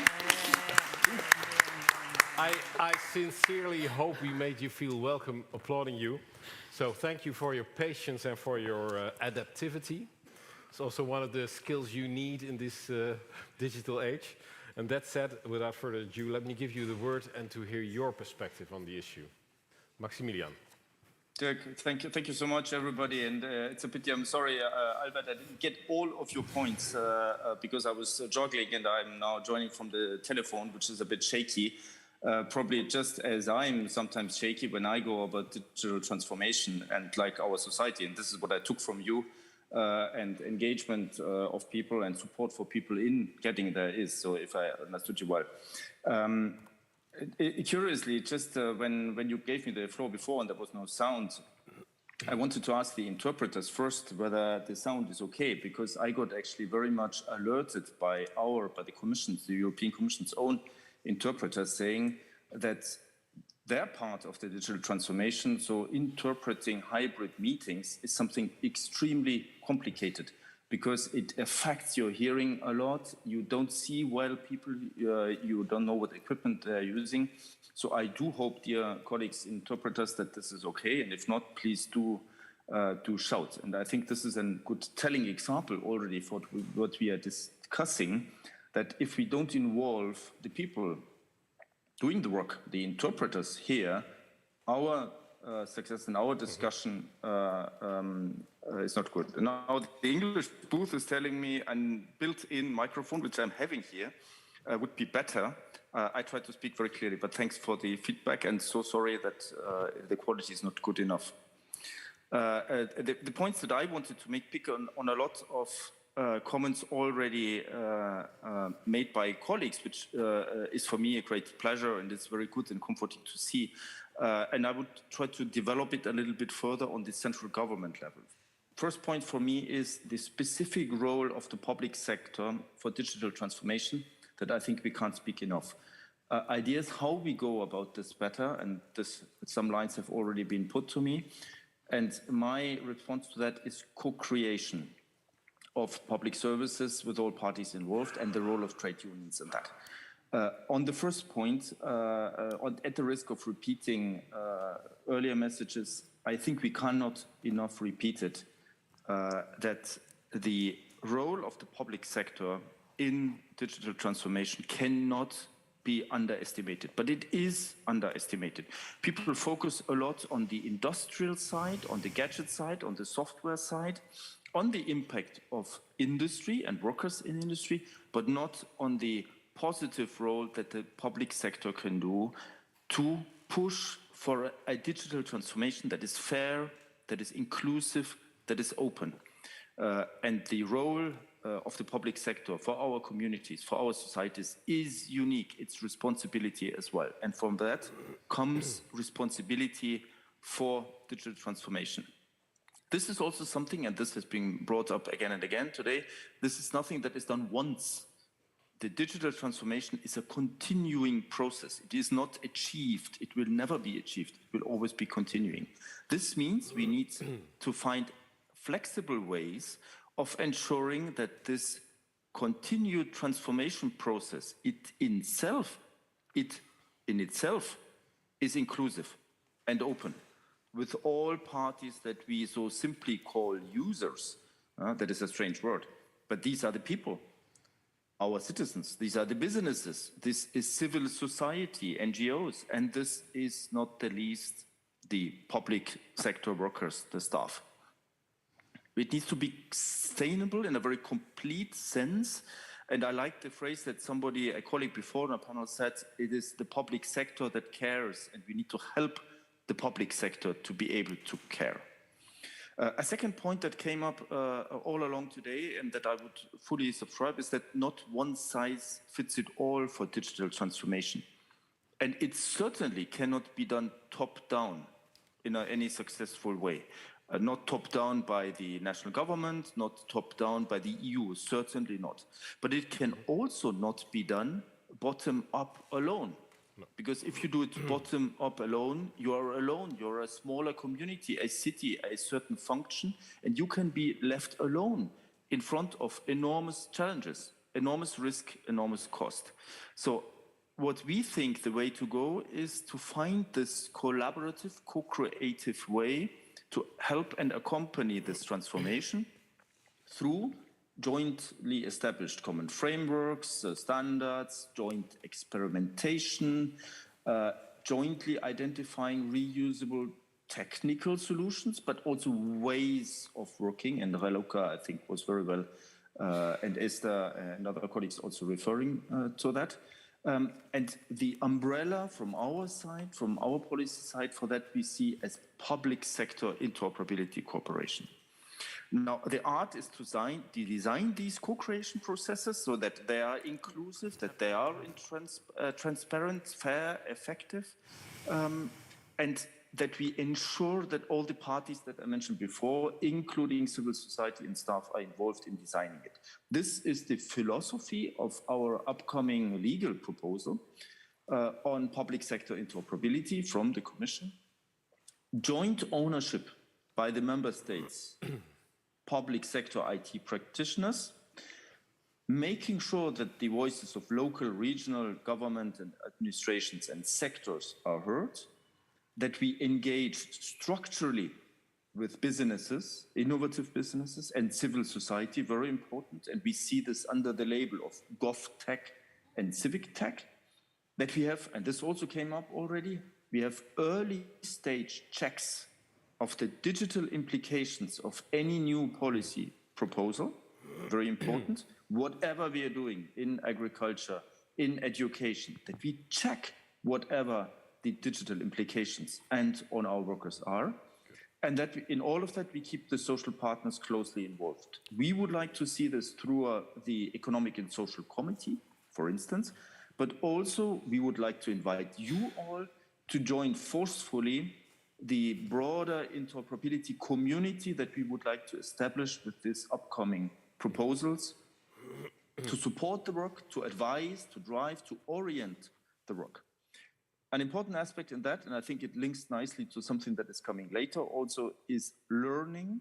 It came up, training, and we have a label for that that is still an early stage project that we call Interoperability Academy on digital transformation, assets, tools, ways of doing it, that is publicly accessible, internationally accessible, and that we would like to make a two-way street from the local, regional, national governments to sectors, the EU, and partners like you.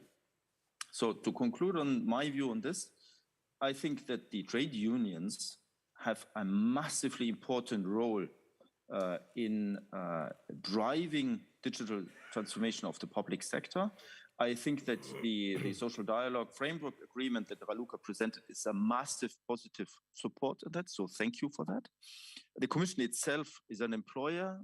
I'm an employee of the Commission, and we have seen firsthand the advantages of this close involvement. So the Commission's HR strategy and digital strategies refer to that.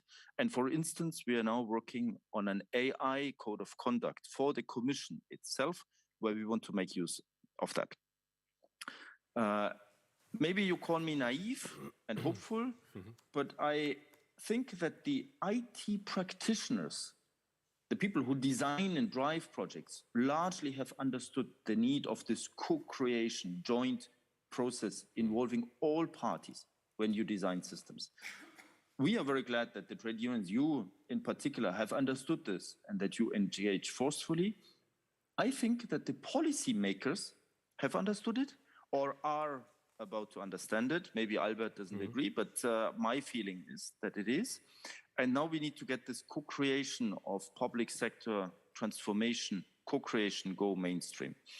And I can only hope that sort of we are daring enough, that we are experimenting, learning to experiment together, that we see what works and what not, that we learn to adjust if it doesn't work and we try it again, and that we do this together, and that our humble interoperability legal proposal helps with that. I stop here. I'm not sure you understood me well. Be it for the sound, be it for the content. On the content, happy to discuss. On the sound, I'm really, really sorry for that. Well, thank you very much. You're clear. Thank you for your... That's also one of the qualities we should have today to build up a frustration tolerance.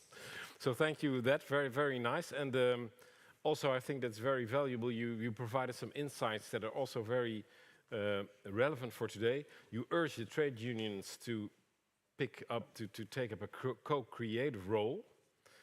And also one thing that you said that I think is a very important insight is that you shouldn't approach digitalization as a problem to solve, but that it's a continuous transformation process. It's never done. So we should look at it in another way, and that's also requiring a lot of us. And one of the things you employ by that is also, because it's not a problem to solve, you need those kinds of early stage checks you just mentioned. It's very valuable. So there are no perfect master plans that are perfect from the outset. We're working along, we're finding out together along the way. And that's why the invitation for the co-creative role also in relationship to your interoperability initiative It's a very good one. Thank you very much. That said, we have some space until, let's say, some 20 minutes, short 20 minutes for question and answers. First, I'd like to give Urs Stauffer the floor. Herzlichen Dank. Als Schatzmeister der CESI und als Schweizer habe ich mir selbstverständlich ein paar finanzielle Überlegungen zu der Aufgabe auch der Gewerkschaften und zur Digitalisierung im Allgemeinen der öffentlichen Verwaltung gemacht. Alle Projekte, die zur Transformation, Digitalisierung der öffentlichen Verwaltung führen, die müssen finanziert werden. Und das passiert im öffentlichen Haushalt mit Steuern. Und jetzt komme ich auf den Punkt, darauf aufmerksam machen, wieso ich mich jetzt zu Wort melde. Ich bin in der Schweiz und auch international intensiv mit dem Projekt OECD G20 Mindestbesteuerung befasst. Ich stelle fest, das Projekt hat 2 Säulen. Ich fange mit Säule 2 an. Alle Großkonzerne, internationalen Großkonzerne mit internationalen Standorten mit mehr als 750 Millionen Umsatz werden ab 1. Januar 2024 besteuert. Da haben wir eine Lösung gefunden. Ich komme jetzt zum Punkt. Säule 1. Säule 1 ist die Besteuerung der Leistungen ohne physische Präsenz. Das heißt, alle digitalisierten Leistungen sollten auch besteuert werden. Eine Leistung, die von Dublin in Madrid erbringt wird, oder irgendwo in einem anderen Land, das müsste besteuert werden. Die Großkonzerne, die Digitalisierung vorantreiben, weigern sich, einer Lösung zuzustimmen, dass die Besteuerung dezentral in diesen Ländern stattfinden kann. Die weigern sich. Das Projekt ist in einer Sackgasse. Wir setzen international die Säule 2 um, die mit den Standorten, aber die digitalisierte Besteuerung, die scheitert zurzeit an den Großkonzernen, die am meisten von der Digitalisierung profitieren. Und da braucht es Interventionen der Politik. Es ist eine Aufgabe auch der Gewerkschaften, dieses voranzupushen, weil da liegen Billionen, also ich möchte erwähnen, Besteuerung, Krypto und so weiter, da gibt es Riesenbereiche, da werden Gewinne gescheffelt in unwahrscheinlichen Dimensionen, besteuert wird da nichts. Da wird verhindert in diesem Rahmen und da braucht es die Politik, nicht nur auf europäischer Ebene, auch auf dem Rahmen G20 und so weiter, da müssen auch die Gewerkschaften aktiv werden, damit man hier Lösungen finden kann. Das würde dann auch helfen, in allen diesen Ländern mit Steuern solche Projekte zu finanzieren. Also das wäre es gewesen. Merci. Vielen Dank. Vielen Dank, Urs. Would someone care to react, or do we have another input? Luc, you want to react?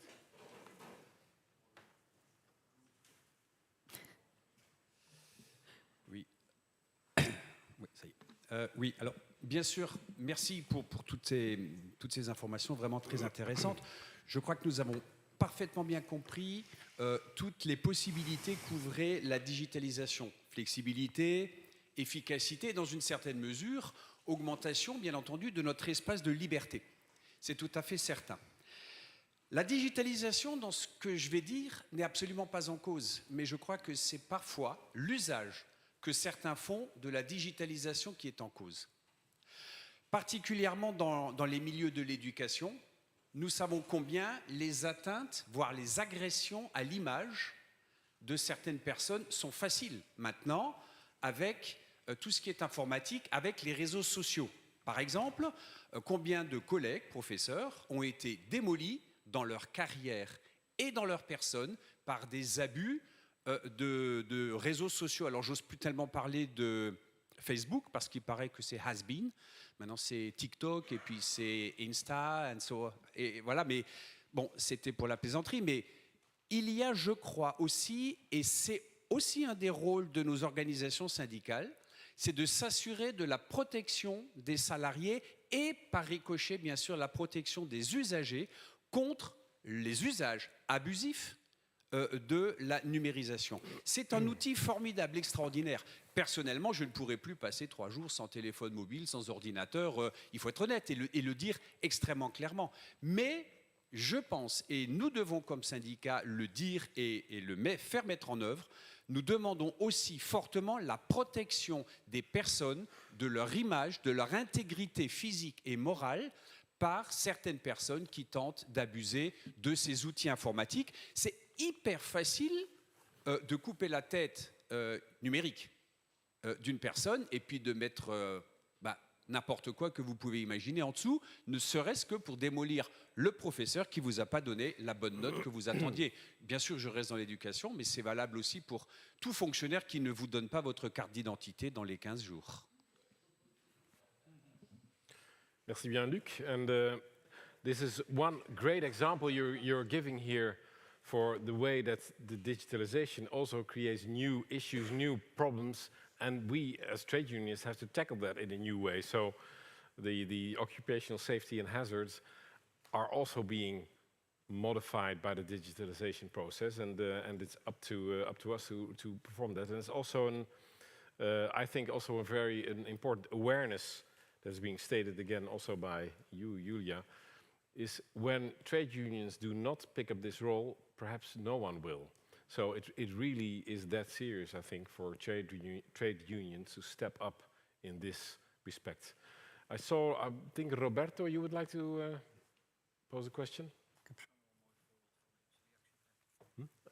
Okay, is goed. Yeah. Roberto, ma io penso che le aziende sarebbero ben felici di rispondere alla domanda finanziaria che faceva URSS se crescesse la produttività e diminuissero le giornate spese in cose come quelle che ha raccontato Klaus, oppure quelle che potrei raccontare io, che a Roma, non in Centro Africa, per avere la carta d'identità occorrono 6 mesi di prenotazione per avere la carta d'identità, l'ID.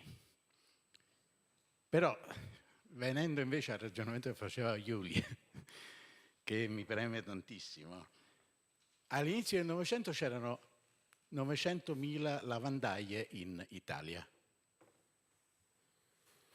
La crescita economica del Novecento ha fatto sì che le 900.000 lavandaie perdessero il loro posto di lavoro, ma la ricchezza sia cresciuta nell'arco di tutto il Novecento.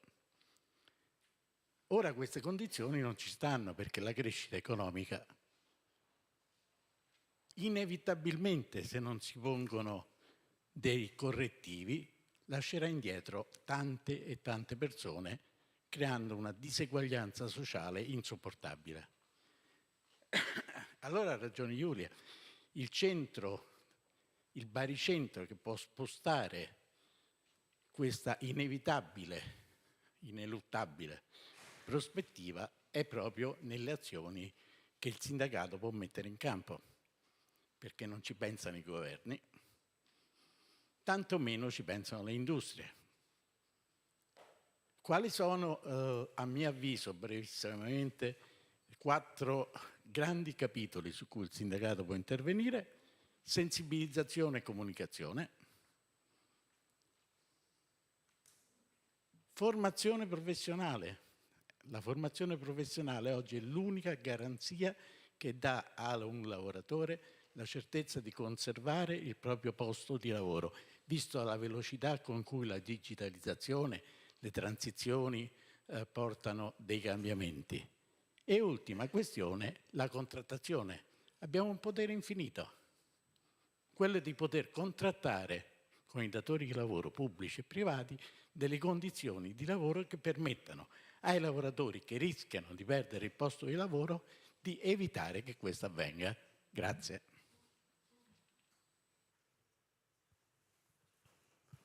Grazie Roberto, thank you. Albert, you would want to respond again to what Luc just mentioned. To Luc and to Urs. Yeah. Urs, es ist unglaublich, dass man in Europa eine europäische Zollnummer hat eingeführt und dass das nicht klappt. Weil wir haben neben den 750 Millionen große Unternehmen natürlich, Säule 2, haben wir noch eine ganze große Menge mit anderen Unternehmen. Und die machen alle Diensten, wie wir sagen, ne? Natürlich. Und die Dienste, bei Steuer ist das so, wo die Dienst stattfindet, da kriegt man Steuer. Und wir wissen ja gar noch nicht, wo die Dienst stattfindet. Und das ist das größte Problem von Zoll in Europa. Und die Länder in europäischer Ebene haben noch keine Schritt gemacht zueinander. Nur die Länder selbst haben was gesagt, aber auf europäischer Ebene ist das unglaublich. Die haben noch gar nicht gemacht. So, das ist wirklich ein großes Problem. Ich begreife das. Die Kollegin hier, die hat gesagt, man muss, we have to protect our workers. 6 months ago, we had this great, huge show on television from Hoffman. He's popular. He asked to give him all the names of the workers in customs or in tax office because he wanted to make a scandal. So he wanted all the personal addresses and phone numbers of 60,000 people. I had to go to the police, stand up as a union, eh? I had to go to the police to make charges against the program, and then he stepped down. But that's also the role of the unions, to watch out for the workers when it's needed. And I didn't want to do it. I had to come in some show program on TV or something, and I had to tell what I did and why I did it. And nobody understood why. We had one luck. Sometimes you've got to have luck. We had one ex-colleague working on TV in that program who defended us. So it's always looking for opportunities also where to help or how to help the workers. The government doesn't publicly defend his workers. It's not normal. We have to ask the minister or the prime minister to defend all the workers in Holland. They don't do it automatically. So sometimes we try to remind them they have a job, and the job is to care for people. No more, no less. Thank you very much, Albert. Really an excellent example of something we couldn't have thought about only a few years ago, and now it's reality, and you have to step up. And also, in a sense, it's also underscoring or underlining what you, Maximilian, just said, that we're not just preparing or in our own separate units preparing for the future. No, we're co-creating it together, and we're working along. We're discovering all kinds of things we didn't know were there, but we have to be agile, flexible, and adapt where needed, such as your intervention there. Those kinds of interventions weren't necessary many years ago, but now they suddenly are. That's also asking a lot of us. We're formally through the program, but if there's someone who has a very specific addition, then I would give the last word to Klaus Heger.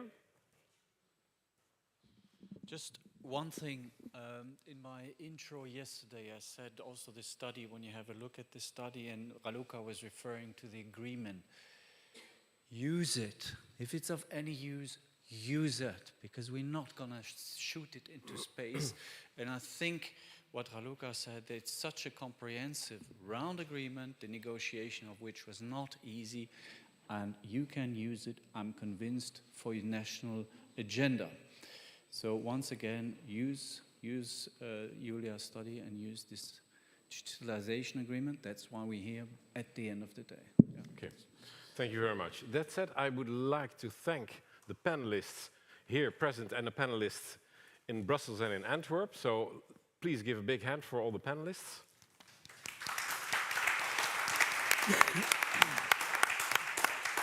Thank you very much, and we'll say goodbye to you there, Maximilian, to you, Raluca. Until next time, bye-bye. And that said, we'll leave the floor and give the floor, yes, or we'll give the floor to Marcello Pacifico, the president of the CESI Europe Academy and professor of medieval history. So we're expecting a lot from you, Marcello.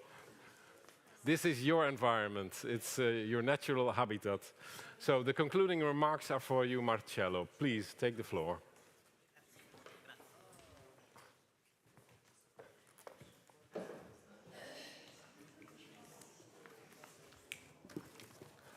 Allora, innanzitutto un ringraziamento a te per aver condotto in questi 2 giorni veramente in maniera superba queste 2 giornate. Grazie. Non sono state giornate semplici, quindi un applauso lo vorrei fare al nostro moderatore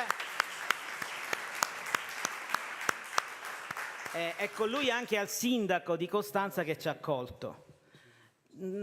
Oggi devo essere anche breve perché appunto sono le conclusioni e in genere quando si deve concludere se si parla troppo anche si stanca, quindi cercherò di essere breve, però partirò proprio dal perché Costanza, quindi iniziamo a parlare di Costanza. Vedete qui KONZIL, Constance, c'è stato un concilio a Costanza che è iniziato nel 1414, finito poi nel 1416, un concilio importante, la cristianità per 40 anni era stata divisa. Oggi abbiamo 2 papi, però uno è emerito, Ratzinger, e poi Papa Francesco. All'epoca avevamo 3 papi, vengono deposti al concilio e l'imperatore, un imperatore del Sacro Romano Impero, Sigismondo, che convoca questo concilio e fa deporre Papa Giovanni XXIII, fa deporre Papa Benedetto XII, Gregorio XII e Papa Benedetto XIII. E poi viene eletto dal concilio Papa Martino V. Poi ci sarà il problema tra la supremazia tra il concilio e il Papa, perché il nuovo Papa eletto, Martino V, non vuole essere sottoposto al concilio perché c'è il primato dell'infallibilità del Papa. Però era un momento storico, quindi un momento storico che aveva vissuto questa città di Costanza come lo stiamo vivendo oggi noi, ma quando saliremo sopra più tardi, durante il rinfresco, vedremo anche tutta la storia di Costanza. E un altro momento storico di Costanza è il 1183, pace di Costanza, tra Federico I, Barbarossa e i comuni della Lega Lombarda. Quindi oggi ringrazio il sindaco, ma se c'è un sindaco è perché ci sono stati dei comuni e delle esperienze svolte nei comuni dell'Italia settentrionale che poi sono stati mutuati, prima con i consoli, poi con i podestà, in tutta Europa. E quindi quell'accordo era fondamentale, era tra Federico Barbarossa e i comuni sull'indipendenza dei comuni che però, i comuni della città della Lega Lombarda, Milano, Brescia, Bergamo, riconoscevano comunque l'autorità dell'imperatore, perché la parte dell'Italia settentrionale apparteneva a questo Sacro Romano Impero. Ed è proprio al tempo di Federico I Barbarossa che il vescovo, conte, perché in molte parti della Germania i vescovi erano anche conti, dal tempo di Ottone III, inizia il suo governo amministrativo sul territorio di Costanza, che non era tanto vasto, perché per esempio Reichenau era indipendente, San Gallo era indipendente rispetto, sono territori qui vicino. E però è l'inizio, oggi parlavamo di istituzioni, ci ricordava il nostro deputato dell'Ender qui in Germania, come è strutturata un po' l'amministrazione in Germania, ma è dalla storia che noi traiamo queste elezioni. E quindi anche quello era un accordo storico, perché era il confronto, era la nascita delle autonomie comunali rispetto all'impero. E oggi cosa c'è? Poi Federico Barbarossa ha un figlio che si chiama Enrico VI, muore presto, l'altro, il nipote, è Federico II. Federico II è seppellito a Palermo, quindi Federico II è Sacro Romano Imperatore, re di Gerusalemme, sovrano feudale di Cipro, di Armenia, Sacro Romano Imperatore, re di Sicilia. E chi vuole visitare oggi Federico II deve venire a Palermo perché è seppellito in cattedrale a Palermo. Ma questa, per non fare una lezione di storia medievale, voglio ritornare, perché allora mi domandavo Costanza? Ma perché si vede che i nostri Roman e Klaus pensavano che questo era un giorno storico, ed è un giorno storico, ma dalle relazioni che abbiamo sentito, noi abbiamo sentito membri della Commissione europea, direttori generali dei dipartimenti della Commissione europea ricordarci che per il Presidente della Commissione europea, Ursula von der Leyen, quest'anno è il 2022, è l'anno digitale, è l'anno della digitalizzazione. E noi in quest'anno come CESI, come Accademia CESI, insieme alla CESI, abbiamo sviluppato questo progetto che ha portato in un anno a questa relazione che noi abbiamo oggi sintetizzato. Quindi lo studio, molti di voi hanno parlato, si deve studiare. L'Accademia CESI ha il compito di studiare, portare avanti i progetti, favorirli, discuterli. Il compito invece del sindacato è quello di informare.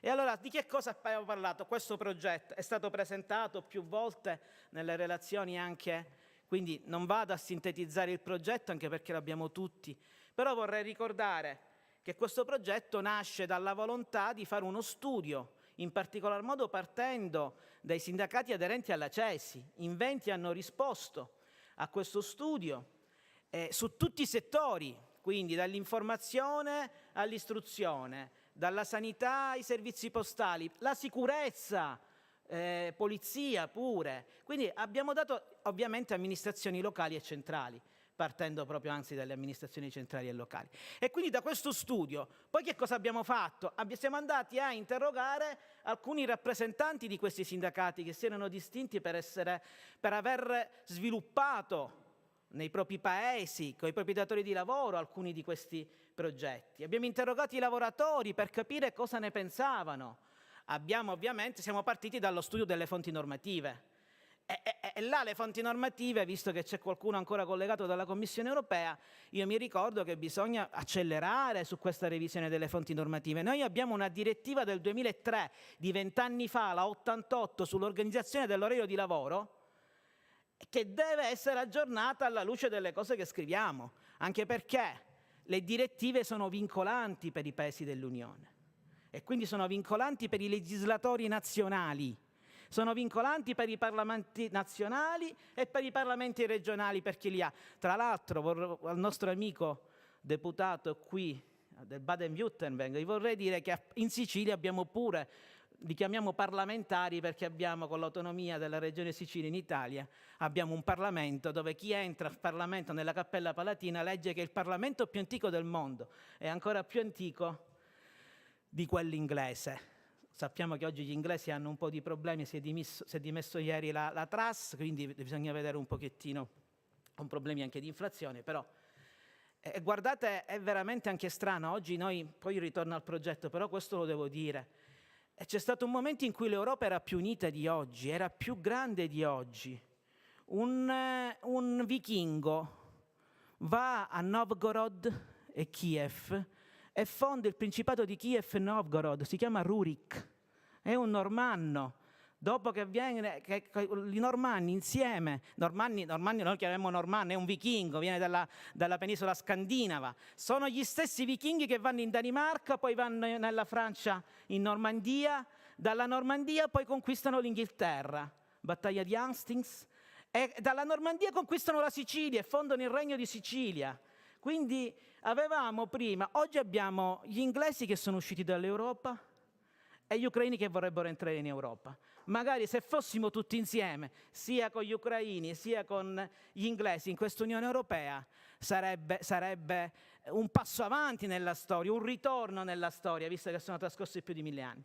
Ma ritorniamo quindi al nostro progetto. E questo progetto ovviamente si è occupato di questi settori che vi ho detto prima, e voleva dare uno studio. Poi giustamente abbiamo parlato, Klaus lo ha accennato, Luca pure, di questo accordo, un accordo fatto il 6 ottobre che non è vincolante, ma è una base di partenza tra i sindacati dei lavoratori e i datori di lavoro delle pubbliche amministrazioni.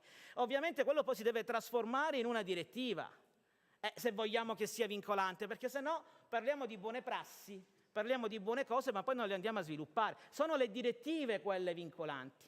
Poi personalmente, come anche presidente di ANIEF, io ho firmato un contratto sulla didattica a distanza integrativa, quindi andando a regolare i diritti degli insegnanti mentre facevano lezioni a distanza il 9 novembre del 2020, dopo che il Parlamento 2 mesi prima italiano aveva chiesto per legge che si facesse un contratto per andare a disciplinare il lavoro a distanza degli insegnanti. Quindi è importante quello che avete ricordato anche fino all'ultimo, cioè la contrattazione è fondamentale, cioè uno dei ruoli del sindacato è fare il contratto. Quindi queste cose devono essere normate e ben venga quello che è stato fatto in questo studio. Alla fine in questo studio si ribadisce quello che avete detto tutti. Io ringrazio anche tutti i presidenti delle commissioni di esperti della CESI, della nostra Confederazione dei Sindacati Indipendenti, perché hanno tutti dimostrato col dibattito, con i loro interventi, quanto questo studio sia utile per quello che dobbiamo fare. Noi cosa dobbiamo fare? Ma noi dobbiamo informare i lavoratori. C'è una direttiva europea sull'informazione dei lavoratori. C'è una precisa direttiva dell'Europa su questo. La prima cosa che bisogna fare è ovviamente informare i lavoratori, poi bisogna consultarli, certamente, quello che abbiamo fatto nello studio, e poi dobbiamo rappresentarli in questa transizione digitale. Dobbiamo ricordare al datore di lavoro che oltre a esserci un'intelligenza artificiale, oltre a esserci un algoritmo che a volte può sbagliare, io penso, in Italia usiamo un algoritmo per assegnare i supplenti alle scuole. Allora cosa succede? Che l'algoritmo manda una persona a 200 km e poi prende quello col punteggio più basso. E allora è un algoritmo impazzito. E succede. Allora c'è stato detto, il nostro direttore generale ha detto bisogna stare attenti sull'algoritmo, come si utilizza l'algoritmo.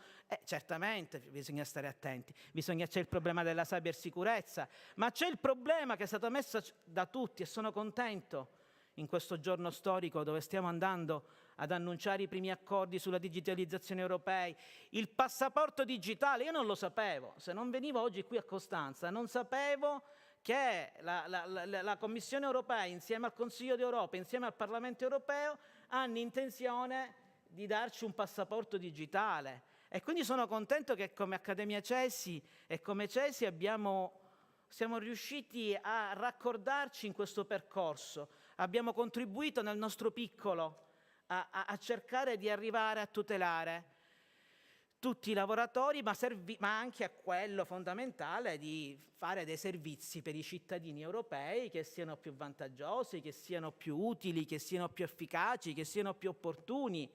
E certamente questo si deve fare, come ci chiedono in questo studio i nostri lavoratori, rendendoli partecipi di questo progetto. E chiudo veramente dicendo, se dobbiamo renderli partecipi bisogna che i politici si raccordino. Io ancora oggi ho sentito problemi nei diversi paesi. Ci sono paesi in cui non sembra che ci sia questa volontà di accelerare sulla digitalizzazione. Anche in Italia, oggi forse oggi perché si insegna un nuovo governo, abbiamo avuto un ministro della pubblica amministrazione che nella prima fase della pandemia ha sposato la linea della digitalizzazione e subito dopo ha detto no, passi indietro, non si va più verso la digitalizzazione. E allora certamente la coerenza della politica è stata detta da molti, la politica deve essere coerente. Se l'Unione Europea, come abbiamo sentito, sta iniziando un percorso fino al 2027 per monitorare come questo processo di digitalizzazione riguardi tutti i nostri Paesi membri, allora l'Unione Europea deve dotarsi degli strumenti anche normativi cogenti per andare ad aiutare che cosa? Il lavoro che dobbiamo fare insieme col sindacato, con la CESI che già sta facendo, con tutte le nostre organizzazioni sindacali, che è quello di tutelare poi nei contratti i diritti dei lavoratori. E chiudo con una frase. Federico II, ve lo ricordate, era il nipote di Federico I Barbarossa. A Corrado IV gli diceva: se vuoi governare i popoli devi studiare. Noi con l'Accademia Europa continuiamo a studiare, come lavoratori invece cerchiamo di difenderli come sindacato. Grazie agli interpreti, grazie ai nostri non voglio dimenticare nessuno e quindi già mi sto dimenticando, Thomas, Marcella, Inge, Tilemakos e a tutti quanti, grazie a chi ci ha aiutato con la regia, grazie ovviamente, un applauso a tutti voi e grazie e buon rientro tutti, grazie Costanza.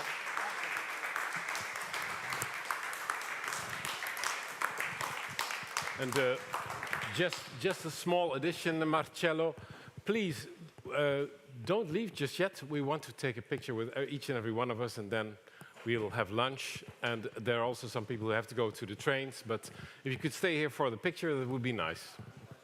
Grazie. Nice.